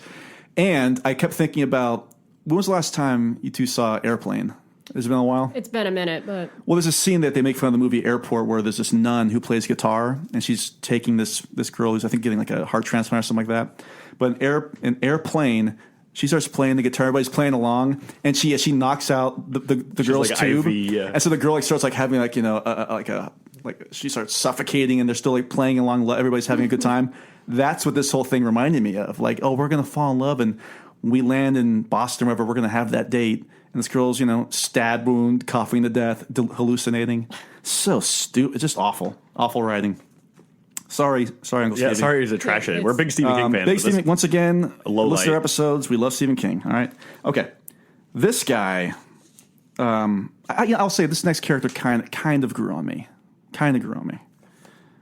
Robert Jenkins, who we learned right off the bat is the author of more than 40 mystery novels. Did you know that? What? He's a mystery writer. Mm-hmm. Did you hear about this? Dan, did you hear about this? He's a mystery writer. Yeah, no, that's what I'm saying. He's kind of the stand-in for Stephen King, who's probably had about 40 novels at this time. He reminded me of somebody. It was like somebody from Clue popped up. Totally. And showed up here. And they kind of excuse that a little bit by him saying, like, oh, I fall whenever I get stressed out, I sort of play one of my own characters or like a Poirot kind of figure. That's why I kind of bought in a little bit as it went on, but it was so heavy-handed to begin with. And like, it's just kind of like he comes to deductions that I don't think it would, again, just like you don't need to be a secret agent to like say, let's tie up the crazy guy. I don't think you need to be this like hard-boiled mystery writer to make what are pretty quick, necessary deductions in this situation where like, it's just kind of like, once you accept that you're in a sci-fi story, I don't think it was especially hard to figure out what was going on. I mean, maybe that's just me. Maybe I have the bias of having seen the miniseries in my childhood, but it's kind of like, okay, got it. The sandwiches don't have taste. Let's like now fly through all of this. Like, I don't think we need this guy pontificating about time travel, just for fuck's sake, just get on with it. I have mixed feelings. What do you think, Dan? He's probably one of the more in-depth characters. I didn't really care one way or the other for him, but I could say that about most of the characters in this book. But he does the most to kind of advance the story, and he's sort of like he does advance the story, like you said, even though there's, like we talked about a lot, too much exposition going on here too, too over explanation going on. He seems to understand things, and because I guess that it's such a short novella, he doesn't really get questioned. It's just sort of what he says becomes science facts. King Yeah, science. it's just like it has to be correct. Well, nothing he really says gets disproven, right? Yeah, It I think checks there just out. wasn't enough time, and he There's really not. was trying to rapidly move the story. All right, we'll rush through these next few, but before we get to the dude of the hour, as it were, Main course. the crew neck of the hour. That was not Justin Gerber. All right, this quartet is tough. This is what we were talking about. I think Laura, you were talking about earlier about we could chop off like half the cast, and here we go. Bethany Sims, who we learn is a troubled teen en route to her aunt's, but likely on her way to a rehab facility. That's literally all we get from this character. That's it. Done. And she smokes cigarettes. And she smokes cigarettes, and she, I guess, kind of falls in puppy love with Ace, stress love. I kind of had a crush on her, to be honest, especially in the miniseries. Well, in the miniseries, yeah. That's different, you know. Because she's cute. Yeah, but, well, she's very cute, you know. But the character. yeah, there's not much going on The there. character. Besides, It's tough. I don't know. It's like totally tubular. Like I don't. Oh, she yeah. Did, One of the things, Dan, you texted me was totally tubular. When they land the plane safely, in the present time, she exclaims, "Totally tubular," and I almost threw the book across the room. I love King trying to write 80s kids. That's what I was going to say. It feels like an adult man trying to write like a teen girl. Like, and she references Olivia Havilland or something like this, and you're like, what teen girl? Like, what? Like, this is really an old man writing a teen girl. And what's funny too is that there was an arcade game called, I believe, Tubular, where you raced an inner tube across like rapids. So whenever I hear tubular, I just have flashbacks to playing that game. And you're right though. King can't really write for like a young woman. He's just like, how do the kids talk? Well, I think totally tubular. If you think about like the kids in it are so good because he grew up in that era, you know. So now he's like a 40-year-old trying to figure out what did the 12, 13, 18-year-olds look like, you know. And like Ace is wearing like a Hard Rock Cafe shirt. Yeah, it's so lame. It would be like right now if I tried to write and it would be like, he's wearing a YouTube shirt and keeps saying things are on fleek. Like a PewDiePie Lagan Paul. And he's talking about like the Wings sitcom from the 90s. Like, of course this kid knows what Wings is. Okay, here's another person. Don Gaffney, who is ultimately stabbed in the neck. So he's there basically to be killed by Toomey. Yeah, I said I think I liked him because he didn't talk, and he had a calming presence like a golden retriever. But that's like, all I had to say. Non-entity. Yeah. What was there to say about this person? He gets taken out with a letter opener. So. He does. Special delivery. Here's a character who's kind of the comic relief. Rudy Warwick, who's always hungry. So hungry man. And literally his only characteristic. He does nothing else except neglect to watch Toomey at one point. So my only other note is that he Toomey escapes because Warwick thinks he's just sleeping. Yeah. Right. Yeah, you're right. That could have been any character could have also been hungry for food, and they could have just written this I mean, we character. all everybody's they were all hungry. Yeah, and then you know what? They never go to the bathroom in this. I want to know what happens when you try to pee in the past world. Well, we'll look forward to the complete and uncut edition of the Langoliers and the 25th anniversary. At least the 40th anniversary in a couple of years. It won't smell, at least. That's a good point. True. It's like Jason a Sudeikis, poopery. eat your heart out. And the last character, I'm not kidding, I don't even have his name. What was it again, Laura? The person who just sleeps the whole time, doesn't even wake. I think it's just like drunk guy. I don't even know that Do we even give him a name? Bearded drunk man. Yeah, nothing. So he's an alcoholic, and he's just out, and then I think he's getting like DTs or whatever. Yeah, he's starting to shake, and then he goes back to sleep, and they pretty much just leave him on the plane. He's there for like a one-line joke, like because there was like one point where they use it as comic relief, where he gets up and he's like, "What happened?" And they're like, "Don't worry about it." Yeah.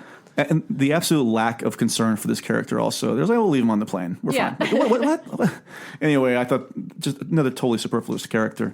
All right, now let's talk about who I think is actually easily the best character of this novella. Easily. Without question. And actually, I think it's quite a good character.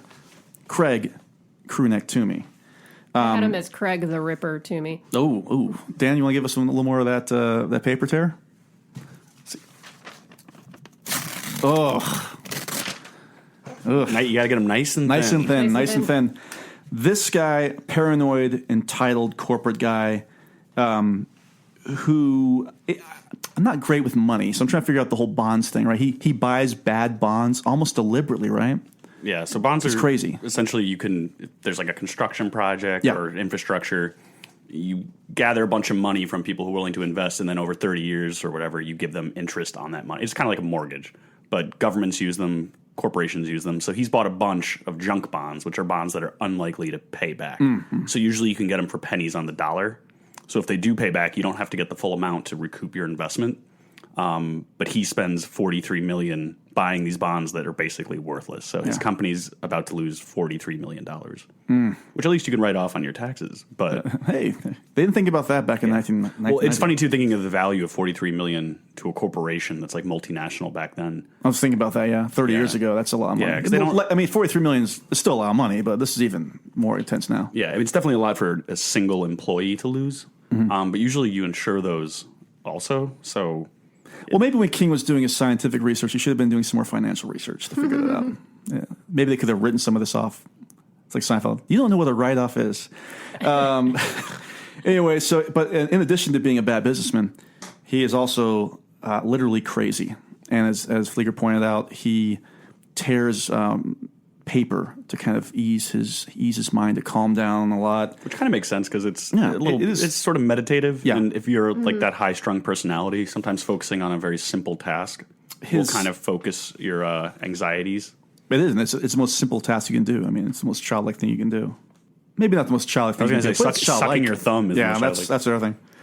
Yeah. He had a tough upbringing too, which is why he's so nuts. His dad was really hard on him. You know, if he got A's and B's, it wasn't good enough, and he would always threaten him. He would say, if you are too stagnant, if you're not working hard, if you're wasting time, which we talked about earlier, the Langoliers will catch up to you, and they will eat you. Hence the name of I was wondering where that came from, like if it's from lollygag. I have no idea where Langoliers comes from, actually. I don't know if that was a King invention or it has to come from something. Yeah, I tried to find definitions online, and they're all attributed to the King universe. So I don't think it's a word that because even the Tommyknockers came from an old UK nursery rhyme, I think it was. Yeah. So, but it's funny how everyone just assumes that word and names the time eaters the Langoliers. You know, it's stated as if it's fact that they are the Langoliers species Langoliers. Dinah really adapts it because she knows what's happening in Toomey's mind too.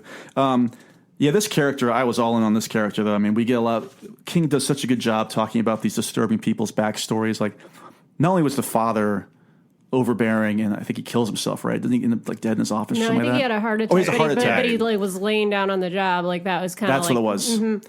But the story of his mother, like on his birthday, like putting lit matches in between his toes, and that was kind of weird, really disturbing. And stuff she would there sing with him. to him kind of drunk and make up Craigie Waggy. Never knew what to expect with her. Yeah.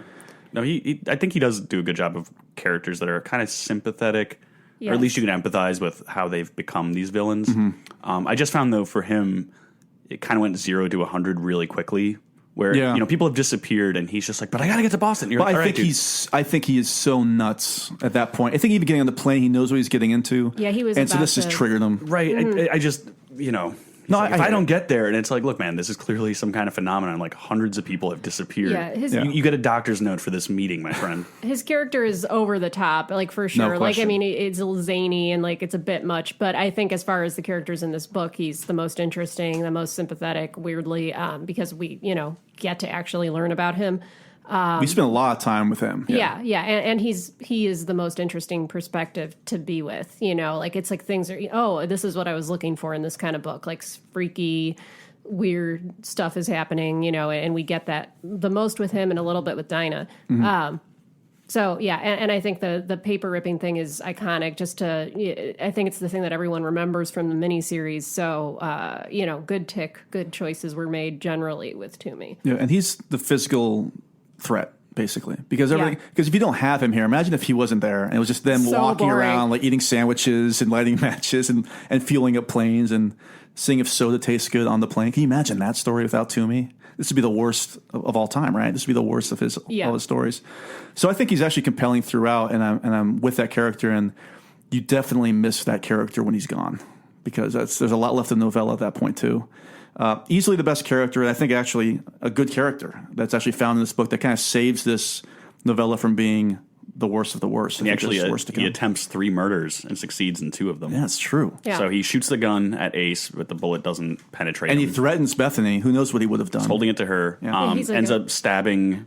what's his face? The letter opener. You said it best. Don What's his face? Yeah. Don Gaffney. Don Gaffney. Why do I remember the name? No idea. Gaffney. And then successfully breaks off a blade in Dinah. So he body count of 2. Mm-hmm. He would be a spree killer if he had just he might have actually gone to Boston and had this happen, and like I could see him like shooting up the whole board meeting or something. He has that mentality of like one day you're fine and everything's tightly laced, and then the next day you just shoot a bunch of people. Yeah, I feel like he was on his way to a suicide or something after that meeting. Anyway, maybe he was just so fed up with life he wanted to get out of it. But we have to talk about the Langoliers themselves, right? I've got some descriptions here. Well, we are contractually obligated to talk about the Langoliers. So here's some descriptions. They can only be heard once the group lands at the airport. Laurel, I like these descriptions, I guess. Laurel describes their sound as animals at feeding time. That's what it sounds like. The sound of feeding animals sent through an amplifier and blown up to the grotesque proportions. Basically like bad ASMR. There's a good description where they sound like termites chewing up a balsa wood glider, which is kind of a specific. Weird, yeah. I was like, why? First of all, why does it need to be a glider? It could just be on the on the ground. Well, their physical presence is described as like a dark tomato red. Balls which rippled and contracted and then expanded again. Insert your jokes here. What? Ouch, my balls. Ouch. Oh, my balls are expanding and eating time. Must be Sunday. Faces lurked below the surfaces of the racing balls. Monstrous alien faces. They shimmered and twitched and wavered like faces made of glowing swamp gas. The eyes were only rudimentary indentations, but the mouths were huge, semicircular caves lined with gnashing, blurring teeth. They ate as they came, rolling up narrow strips of the world. Narrow strips? Like Toomey tears narrow strips? Yeah. What's too bad about this description, which is quite good, is I had seen the miniseries already. So all I could think about was the miniseries. Yeah, they look like the monsters Critters meets the Tremors monster. Yeah. So it's a really vivid description of these things. I like it, but I'm screwed because I've been living well over half of my life knowing what they look like in that miniseries, and I cannot see them any other way. So not to bleed too much into that, but can't unring that bell. Any comments on the Langoliers? I think they're pretty horrifying. You can't stop them. Obviously, you can only try. You can't really. I guess they proved you can outrace time if you've got an aurora borealis. Very good. Thank you very much. Scientifically proven you can outrun the Langoliers if you can find that little moment in time and the cloud in the sky. I have mixed feelings because I do think it's a good description, but in some ways I just think it would be better if we never saw them. And I don't know if, again, that's the miniseries working its way into a bias because, dear God, we should never see them. But it's like, what are you supposed the threat of them and the sound and that, seeing the power lines falling is so much scarier than when they actually appear. I agree 100%. But I think if you look at a lot of like the quote unquote, like the horror hounds, we need to see these things kill a person. Hence Toomey getting out there and Toomey being that whole section. Well, that was weird to me because I try to think of, okay, so the Langoliers' job is they eat up the matter that's left in time. Yeah. They pretty much eat up time. But what's weird is there's like in the miniseries, you see the telephone poles or electric lines going down, but they're not knocking the trees down necessarily. They're kind of like picking and choosing what they eat. And then when they see Toomey, they charge after him. And I'm like, wait, is there motive that they target? I think because they people first. Yeah, I think because something they've never seen too, right? They kind of allude to that, and they think they enjoy him a little bit more because they don't get a lot of life. I think they actually say that. I guess that makes sense. Yeah. I mean, this is all King science logic in his creation. I think you have to kind of just roll with it, like they roll on that tarmac and eat it up. But it's one of those things where I love the backstory on monsters, and I would have liked to see how they were created. If you could have tied this to like the Crimson King or something. They're kind of a dark tomato red. Yeah, but like if you think of like the It monster and how he sort of exists in this like galactic temporal space, when you see his true form, it would have been cool to have like, oh yeah, these were a similar species or cousins to the It creature. Well, can you think about? I don't think the Langoliers have ever been referenced again in any stories after this, right? Can you think of anything off the top of your head, either of you? I can't think of anything. No, I think he kind of left these behind in the time rip. All right, well, this has been a lot of fun talking about the heroes and villains of this piece, but we've been pretty positive so far, so let's go. Let's take this next section to get a little more negative in a section we call misery. She died. She just slipped away. Slipped away? Slipped away? She didn't just slip away. You did it. You did it. You did it. You did it. You did it. You murdered my misery. Annie. Okay, so we've done a pretty good job of tearing down a lot of this novella, but I want to get into some more specific moments of things that really rubbed us the wrong way or bothered us, so I'll lead this off. This is Jenkins' first line of the novella. Tell me what you think about this line. He's a mystery writer, right? We know this. And he says, now I find myself in a mystery a good deal more extravagant than any I would have ever declared. What? Oh. I'm sorry, I got to repeat that. Now I find myself in a mystery a good deal more extravagant than any I would have ever dared to write. I mean, how what the fuck? Awful is that? Like, that's really bad writing, right? That's really bad. That's the kind of thing, like, somebody would say that, and then you just scream nerd and pants them. Yeah, you'd punch him in the face. Like, why don't you go take a nap with what's his name back there? No, it sounds like something Martin would say. Martin Prince on The Simpsons. Absolutely. Yes. Oh, what a wondrous mystery. Yeah. Ooh. My water dish is empty. It is a testament to that character that this is easily the worst of him right here, I think. He's more bearable. It's like the most faint praise I can give later on. Any other specific instances either of you can mention here? I have a few quotes. Oh, please. They're all short, and sort of about things that I already talked about, but more descriptions of Laurel, and this was her own point of view. Although she was no model, she was cleanly built and pleasant enough to look at. Oh, she was pleasant enough. That's nice. Thank you for giving us that description of a woman. Don't refer to any men in this fashion in any of the character descriptions, but thanks for that. I like how, even though she wasn't a model, she was fine. She'll do. Pleasant enough to look at. Therefore, tough. She qualifies as a human. Okay. She's not a Langolier. Yeah, she ain't no Langolier. She ain't no model, but she ain't no Langolier. You know what I mean? And then just two little things of how much King needs to let us know that Nick Hopewell is British. I love it. Maybe you'd better... Okay, so this is a quote from page 101 of my edition. Maybe you'd better go first. Sorry. I should be doing this in a British accent. Please do. Your best, worst British accent. Maybe you'd better go first in case... Jesus God, this is not going well for me. In case my loudmouth friends decides to cut up rough about the unscheduled stop again. Schedule. But then he pronounced unscheduled as unscheduled. Oh, they actually say that. Yeah, that's right. It was just like, Jesus fucking Christ. Like, we know.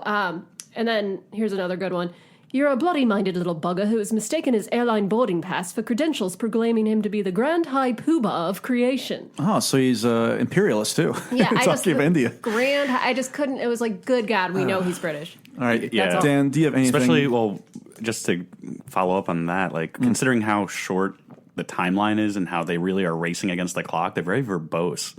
Yeah, yes. There's a lot of soliloquies and unnecessary turns of phrase. Ugh. Yeah, this is not the time or the place. Yeah, and the one line that I thought was funny was when Bethany is leaning against Ace.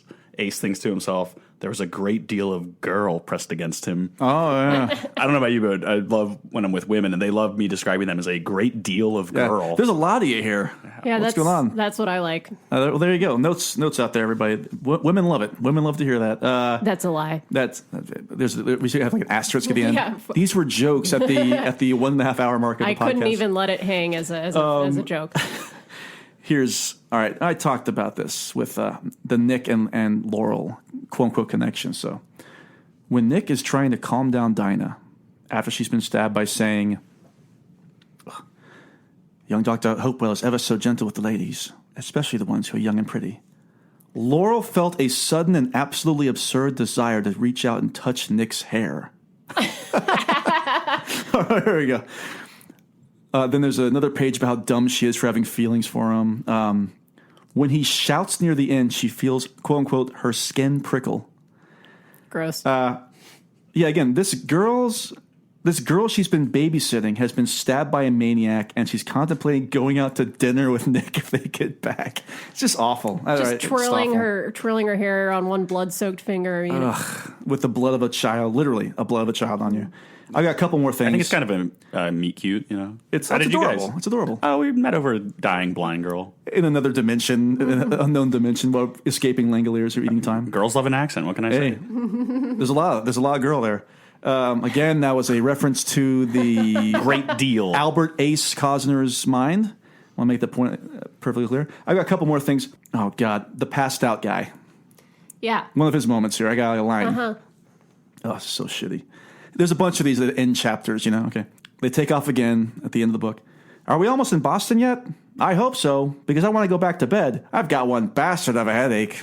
Yeah. It's just like it's like a sitcom line. Like I know, and he looks at the camera and winks. You know, like I got one hell of a headache. Like, I can't. On that too, I gotta say, you got one, right? Don't you have one? Oh man! So when they land safely in the airport, I think it's the mystery writer who they basically say, next time I'm taking a slow train if I'm doing a trip. And it's such a, like, next time you drive, you know. Exactly. It's so bad. It's once again, it's Wet Hot American Summer. Wet Hot American again. Summer. And, there's another one just like this. And then also Nick, when he's in the cockpit, they're like, what are you going to do if we survive this? He's like, I might take some flying lessons. And there's like a beat, it says here, too. Which is funny, too, because he actually does pilot the plane for a little bit. So it's like, wait, they're admitting he doesn't have any idea how to fly a plane, but then they're like, all right, you're in charge while the pilot passes out. Just a lot of lame comic moments in this story of absolute peril of trying to get out of there before they're eaten alive by some.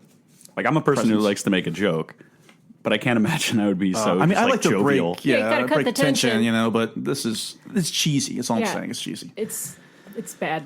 Okay, well, we've been quite negative. There's some positive things we can say in our next section called Word Processor of the God. And we're going to make a new rule. Whenever I'm in here, you hear me typing. Whether you don't hear me typing, what the fuck you hear me doing in here, when I'm in here, that means that I am working. That means don't come in. Now, do you think you can handle that? Yeah. Fine. Why don't you start right now and get the fuck out of here? Any specific positive notes either of you would like to make before I've got my one positive note? I have two very short quotes of lines that I liked because I made myself take note of them while I was reading and realizing like how shooting much stars. Yeah, exactly. Yeah. So just this one line on page 46 of my edition. A terrible idea began to surface in his mind, coming up like a bloated corpse rising to the top of a river. Just a nice little... Good description. Yeah, just a good little... Creepy. You know. And then Engel in the plane on the way back when they're trying to find the time rip as they leave the Langoliers behind. Then darkness came like an act of mercy, and for a little while he could concentrate on the stars. He clung to them with the fierceness of panic, the only real things left in that horrible world. Orion the hunter, Pegasus, the great shimmering horse of midnight, Cassiopeia in her starry chair. It's nice. It just has a nice rhythm to it, and it's like it's kind of pretty, and you can sort of relate to it at that moment. But there's not a lot of nice rhythm throughout the rest of this, so it's a nice little respite. A respite. Well, reprieve would also work. You're right. You're both right. I think we're both right. Yeah. High five. Boom. Dan, any nice moments of prose in the Langoliers? Not so much prose, but just sort of I mentioned earlier, there's like the insect motif. So we talked about the termites eating the balsa wood plane as the noise. And I think this sort of ties back to the idea that the Langoliers have a hive mind and they're sort of based on instinct. So there's also a description of carpenter ants. There's a description when Craig gets hit by the toaster that he feels like there's bees in his brain buzzing around. Yeah, I like that. So I tried to, desperately trying to stick it to something. Craig in the middle of the night, like tearing out pages, like, where are you? Where are you? But there's 3 or 4 insect references, and I think I can only imagine King is trying to make the point that the Langoliers sort of operate like a hive of insects, just kind of mindlessly eating. And a hive mind like the Tommyknockers. One of my favorite, that's a joke, I hate Tommyknockers, as our listeners know.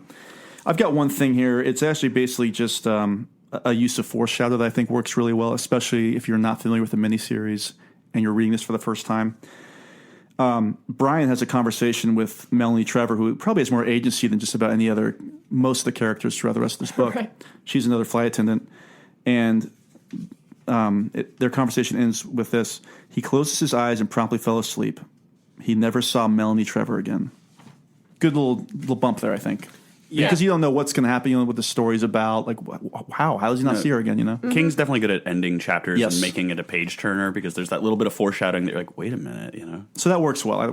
But honestly, in terms of, he's got gorgeous prose in his other books. We've talked about them. That's why we got a section, for God's sakes. But Not a lot of gorgeous prose in the old Langoliers. There was a race against time, apparently. I've got some good ones for Pound Cake I'm saving. I'm looking forward to this. So we're going to go into our next section. We're going to talk about the more scarier or more intense moments of this novella. The more scarier. The more, what a wordsmith. All my English teachers hate me right now. The more scariester. Hey, the more scarier. Don't worry, you speak good. Me speak good. Writing's different than talking. Yeah. You know what? It's like Harrison Ford once said to George Lucas, you can write this shit, but you can't say it. I don't know if that works here, but we're going to move on to our next section called The Cemetery. What's the bottom of the truth? Well, sometimes that is better. The person you put up there ain't the person that comes back. It may look like that person, but it ain't that person. Because whatever lives in the ground beyond that cemetery ain't human at all. A couple things we've mentioned already. I'll just lead this off. I think the whole backstory of Toomey is really effective, especially with that strange thing of his mother placing lit matches between his toes. That's disturbing. We'll go around a quick circle here. What do you got? Laura? What do you got? I mean, yeah, I think all the stuff with Toomey probably is the only thing that's actually effective. And to me, the premise is scary. I couldn't really point to one moment that I actually found really frightening as far as the action that takes place on the plane in the here and now. It's just the premise is claustrophobic. Like, I don't really want to get on a plane anytime soon. And I've never liked planes. So the claustrophobia is effective, and that sense of being lost or isolated is effective. But it wasn't really any one particular moment that grabbed me, or I was like, again, I don't know if that comes down to the writing being kind of plain. Yeah. It was just, there was just nothing that really like hooked me at any one moment or another. Yeah. Toomey was certainly the scariest part of this book. Yeah. His childhood. One thing that's kind of funny in my own childhood, my mom did not light matches between my toes, but they potty trained me by throwing matches in the toilet and having me extinguish them. Really? Yeah. And that's why I'm a pyromaniac now. But, pretty much. We're all in danger. Yeah, but it was funny just thinking of this little kid, and you're like, why? I mean, not funny, but kind of in a sick way. You're like, what would the point of her giving him like a hot foot even be proving, other than just pure sadism? I think it's sadism. I think she's like cracked. Yeah. I think that. I mean, if things were tough on him, imagine how tough, in terms of his relationship with his father, imagine what it was like to be married to that person. Yeah, and I think there's like a power structure where the dad presumably was mean to the mom, so then shit rolls downhill. And he's gone, so now she's mean, yeah, I agree. But yeah, the Langoliers weren't that frightening. The idea of time eating you is just not that scary of a concept. So that wasn't that I will say that, not the Langoliers themselves, but I did like that this description here where Brian realized that they were unzipping more than the world. They were opening all the depths of forever. But that was kind of creepy. That idea, once again, of the infinity, yet nothingness. Anyway, it creeps me out. I also like the absolute cruelty that King offers Toomey as he's about to die. Is Toomey actually realizes his father was lying. But it's at the last moment where it says, his last thought was, how can their little legs be fast? They have no and then he dies. He realizes that they weren't really, I like the way that he wrote that with it just cutting off. I mean, it's a little on the nose, but it's good. It's cut off his legs, cut off his train of thought. But I thought that was kind of a brutal finish for Toomey. Yeah, I thought Toomey also getting brained with the toaster mace, the makeshift. Yeah. I think his teeth get knocked out. And that to me is always when someone have cracked teeth, that's and like you said, like the aftermath of that buzzing in his head too. Yeah. With something, not all the wires. The wires weren't already connected, but that's kind of screwed up. I like Brian's concerns when they're flying back, where he says, what will happen to us if we can't find the rip again? What will happen if we run out of fuel? Don't try to tell me we'll crash, because I simply don't believe it. You can't crash into nothing. I think we'll simply fall and fall and fall. For how long and how far? How far can you fall into nothing? Like that idea of just once again the infinity and not having an end, and just that is creepy. That's kind of creepy. Fair. Mm-hmm. Folks, I have bad news. That's all I've got. I would say one more thing too. Sorry. Here we go. If the fuel will work. So they have to fill the plane up, and they need 50,000 pounds of it. Yeah. I think they only get like 46. They're cutting it close. They get the minimum, yeah. But one thing that kind of upset me with that was there were people just sitting on the plane.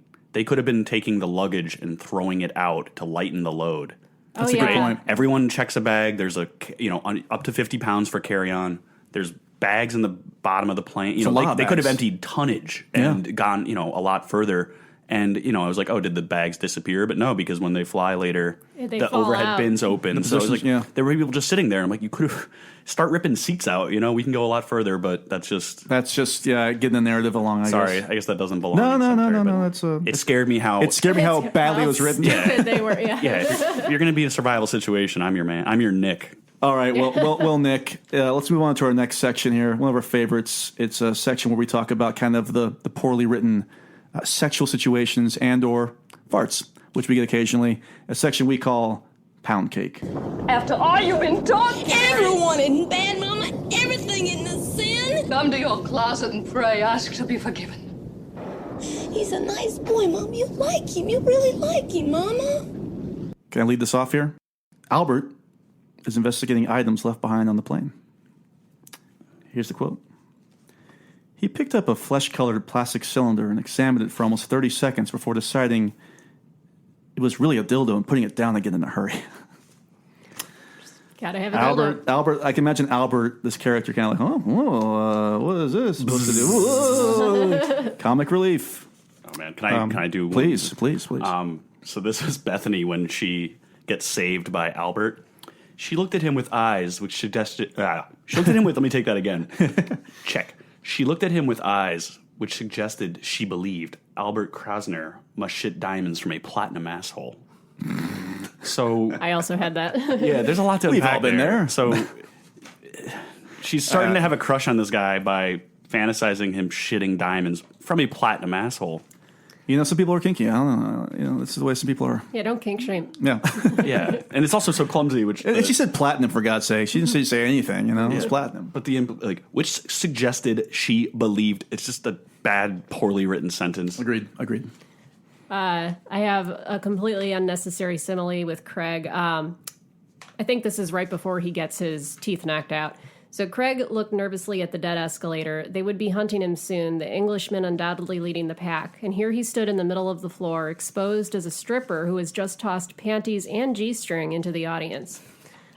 I have a lot of questions about this. Yeah, let's break that down. I mean, I don't know. Panties and G-string? So she's wearing 2 pairs of underwear? Maybe it's like a double tease, like, I've got the panties off and I still have a G-string on. Yeah, it's like a That's all I can think strip of. club. I mean, they have so many layers of clothing at that point. Think of like the 3 sweaters. Yeah. It's just slowly. They really want to make it last, Yeah, oh yeah. And also just why was that written at that moment? There's a lot of why is this happening at this moment in the Langoliers. Here's a great moment. It's the last one I've got, at least for me. When they're filling up the planes with the fuel, Brian says, I know this. do me a favor, all right? What's that? Don't fart. Because he's standing like under him or something, and it's just it's just so it came out it just feels very, again, like, I get that you make jokes to break tension in stressful moments, but it just feels like uncharacteristic and weird. There's so many weird beats in this whole thing. Mm-hmm. Anything else for Pound Cake? That's all I've got. It's a novella. I had the platinum asshole line too, and that was it. That's a good one. I had the sex toy as well. There was just and the whole anything between Laurel and Nick is also lame, bad love writing, in my opinion. Yeah, and I guess on that point, so he tells her, go find my father, basically, and tell him that I died a good man and I made up for it. And where's this coming from? And tell him if he doesn't believe you, say daisies. And well, I allude to the daisies at the opening of this episode. And at the end, and I think more so in the miniseries, but she's smiling to herself when they land, and they're like, "What are you smiling about?" And she's like, "Daisies." And they're all like, "What?" Jesus. And that's a trope that I hate in film, where a character could easily give context, but just chooses not to, and they're like, "Okay, daisies, whatever you say." Whatever you say. She'd be like, "All right, no, he told me to tell his dad." Like, that's very easily resolved. All right, let's get the hell out. I'm full. I can't eat any more Pound Cake. I'm done. We got to move on to our next section called King's Dominion.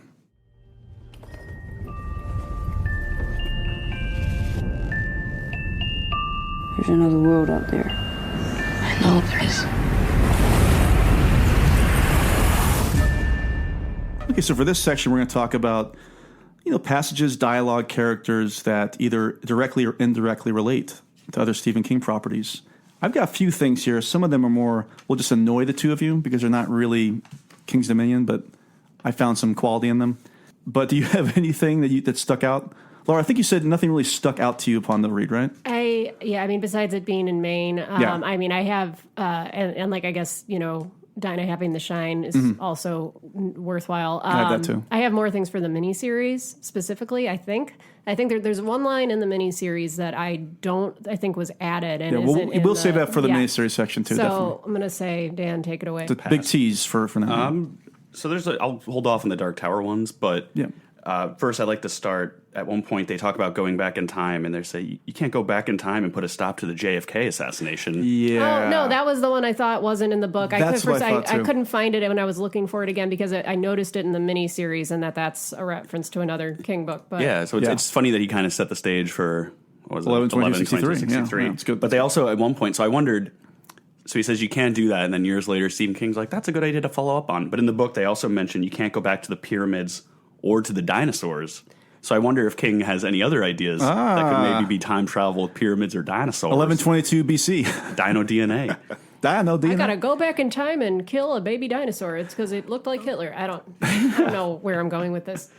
I'm picturing like a brontosaurus with a little mustache. It's kind of cute. That's cute, though. It's a baby brontosaurus. And then other connections. So they mentioned Logan Airport in Boston, which I believe Dr. Sleep takes place in Boston. Yeah, it does. When he's, obviously with Maine. That's all King, yeah. In terms of Dark Tower, though, there were a few. First of all, with Ace fantasizing about being a gunslinger, the actual word gunslinger is used in his fantasy, so that's a little nod, and the nickname Ace is also Ace Merrill from The Body, Stand By Me, yeah. Good point. At one point, they mentioned the world feels over, which is a theme in the Dark Tower, that time has moved on. Things are kind of starting to deteriorate. There's thinnies appearing. Yeah. There's also a part 2 when they land and they sort of catch up to the present. They say the world feels as fresh as a rose on the verge of opening. Yes. And that's the rose is a recurring theme in the Dark Tower, too, that universes are sort of contained within roses. That's a good one. And I think that may do it. Well, I've got a couple here. Well, if you find anything else, Dan. Yeah. The in-flight movie is When Harry Met Sally, directed by Rob Reiner, who directed Stand By Me.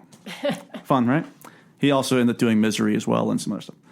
Jenkins and Albert are discussing hypotheticals as to what happened to the other passengers when Jenkins says, let us say that some shadowy government organization like the Shop has decided to carry out an experiment.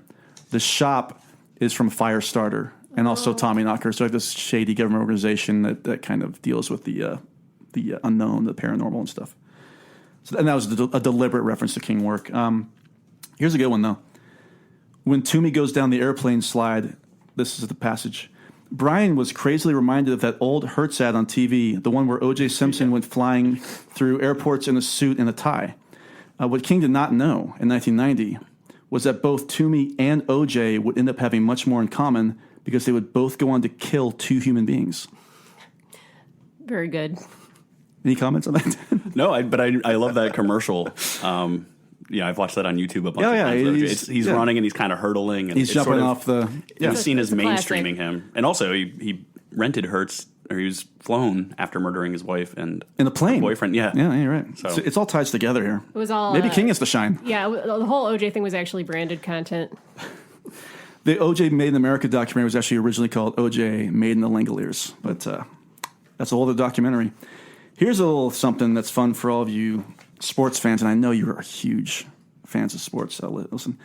Toomey mentions the Los Angeles Rams. Now, this would have felt dated for years because the Rams moved to St. Louis in the mid-1990s. However, a couple years ago, they're back. They moved back to Los Angeles, so the layman would be like, they've always been Los Angeles, but that's what I got. Yeah, that would have really thrown me off. I would have had to stop reading like on Wikipedia, like, what, the Los Angeles Rams? And this is for my brother who always mentions this as a real deep cut reference. On the flight back, the sky is described as Full Dark, which of course is the name of a collection of novels by Stephen King called Full Dark, No Stars. That's a lame one. That's all I've got. And like we said, we've mentioned Boston and The Shine, obviously, with Dinah. So anybody have anything else for that? In terms of ties, real deliberate ties? Not really. I think that's it. I got nothing. It sucks too because there was opportunities to tie it more. Like I said, the King's. I can't even talk today. That's right. Sorry, I just got my tongue pierced, and it's like the size of a cucumber. But the Crimson King having been involved, Randall Flagg, there were opportunities to kind of drop these things in, and I feel like we just got a little brushing of Dark Tower. And like we said, they're not really even ever alluded to again in future works. So, well, there's your King's Dominion. Now let's give our overall thoughts to this novella. Dad, can we go now? You ready? Yeah, we've been ready for an hour. Okay, I'll be right there. You said that a half hour ago. Yeah, my dad's weird. He gets like that when he's writing. Okay, so of course, we're going to give this on a rating of 1 to 5 bright red Pennywise clown noses, and you've got to make sure you say that in its entirety when you give out the ratings here. I'm going to kick this off, and I'm going to give it. This is pretty bad. 1.5 bright red Pennywise clown noses. I think this is a very boring novella. I think the structure is really bad.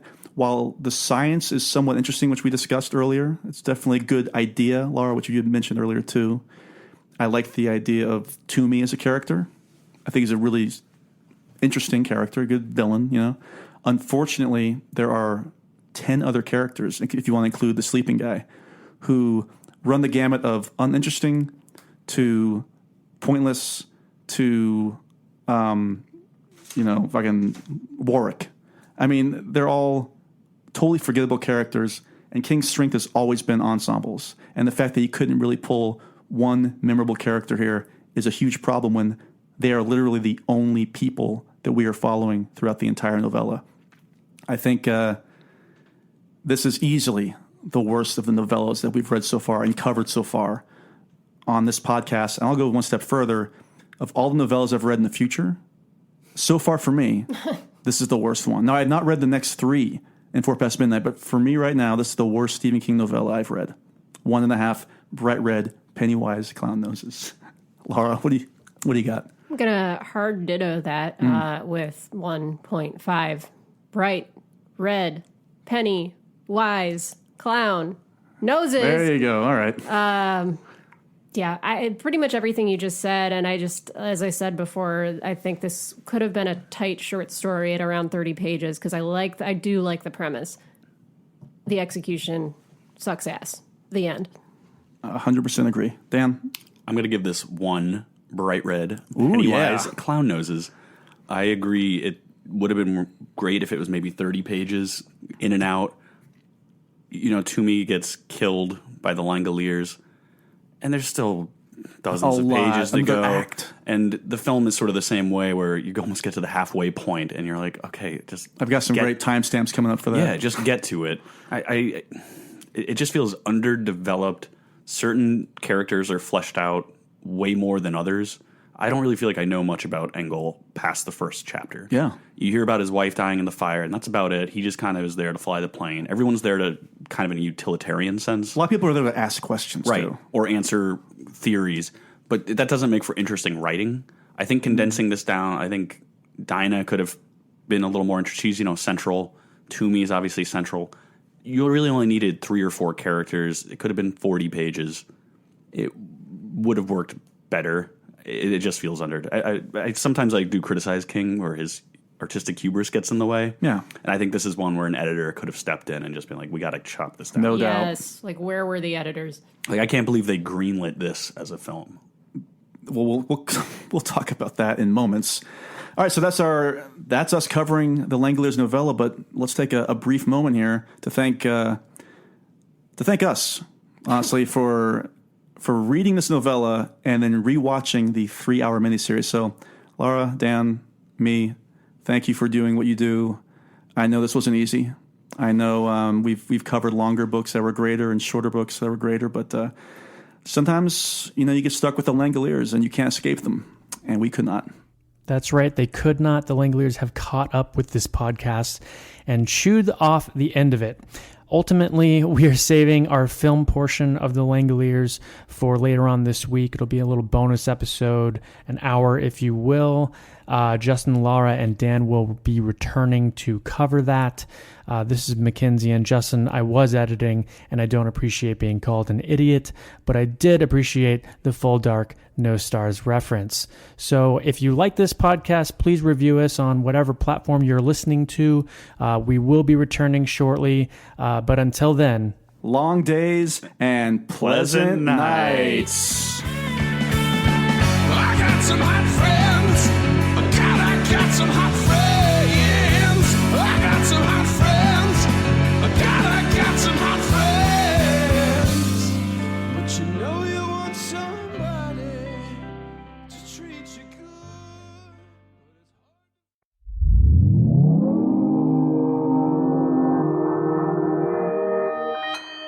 Consequence Podcast Network.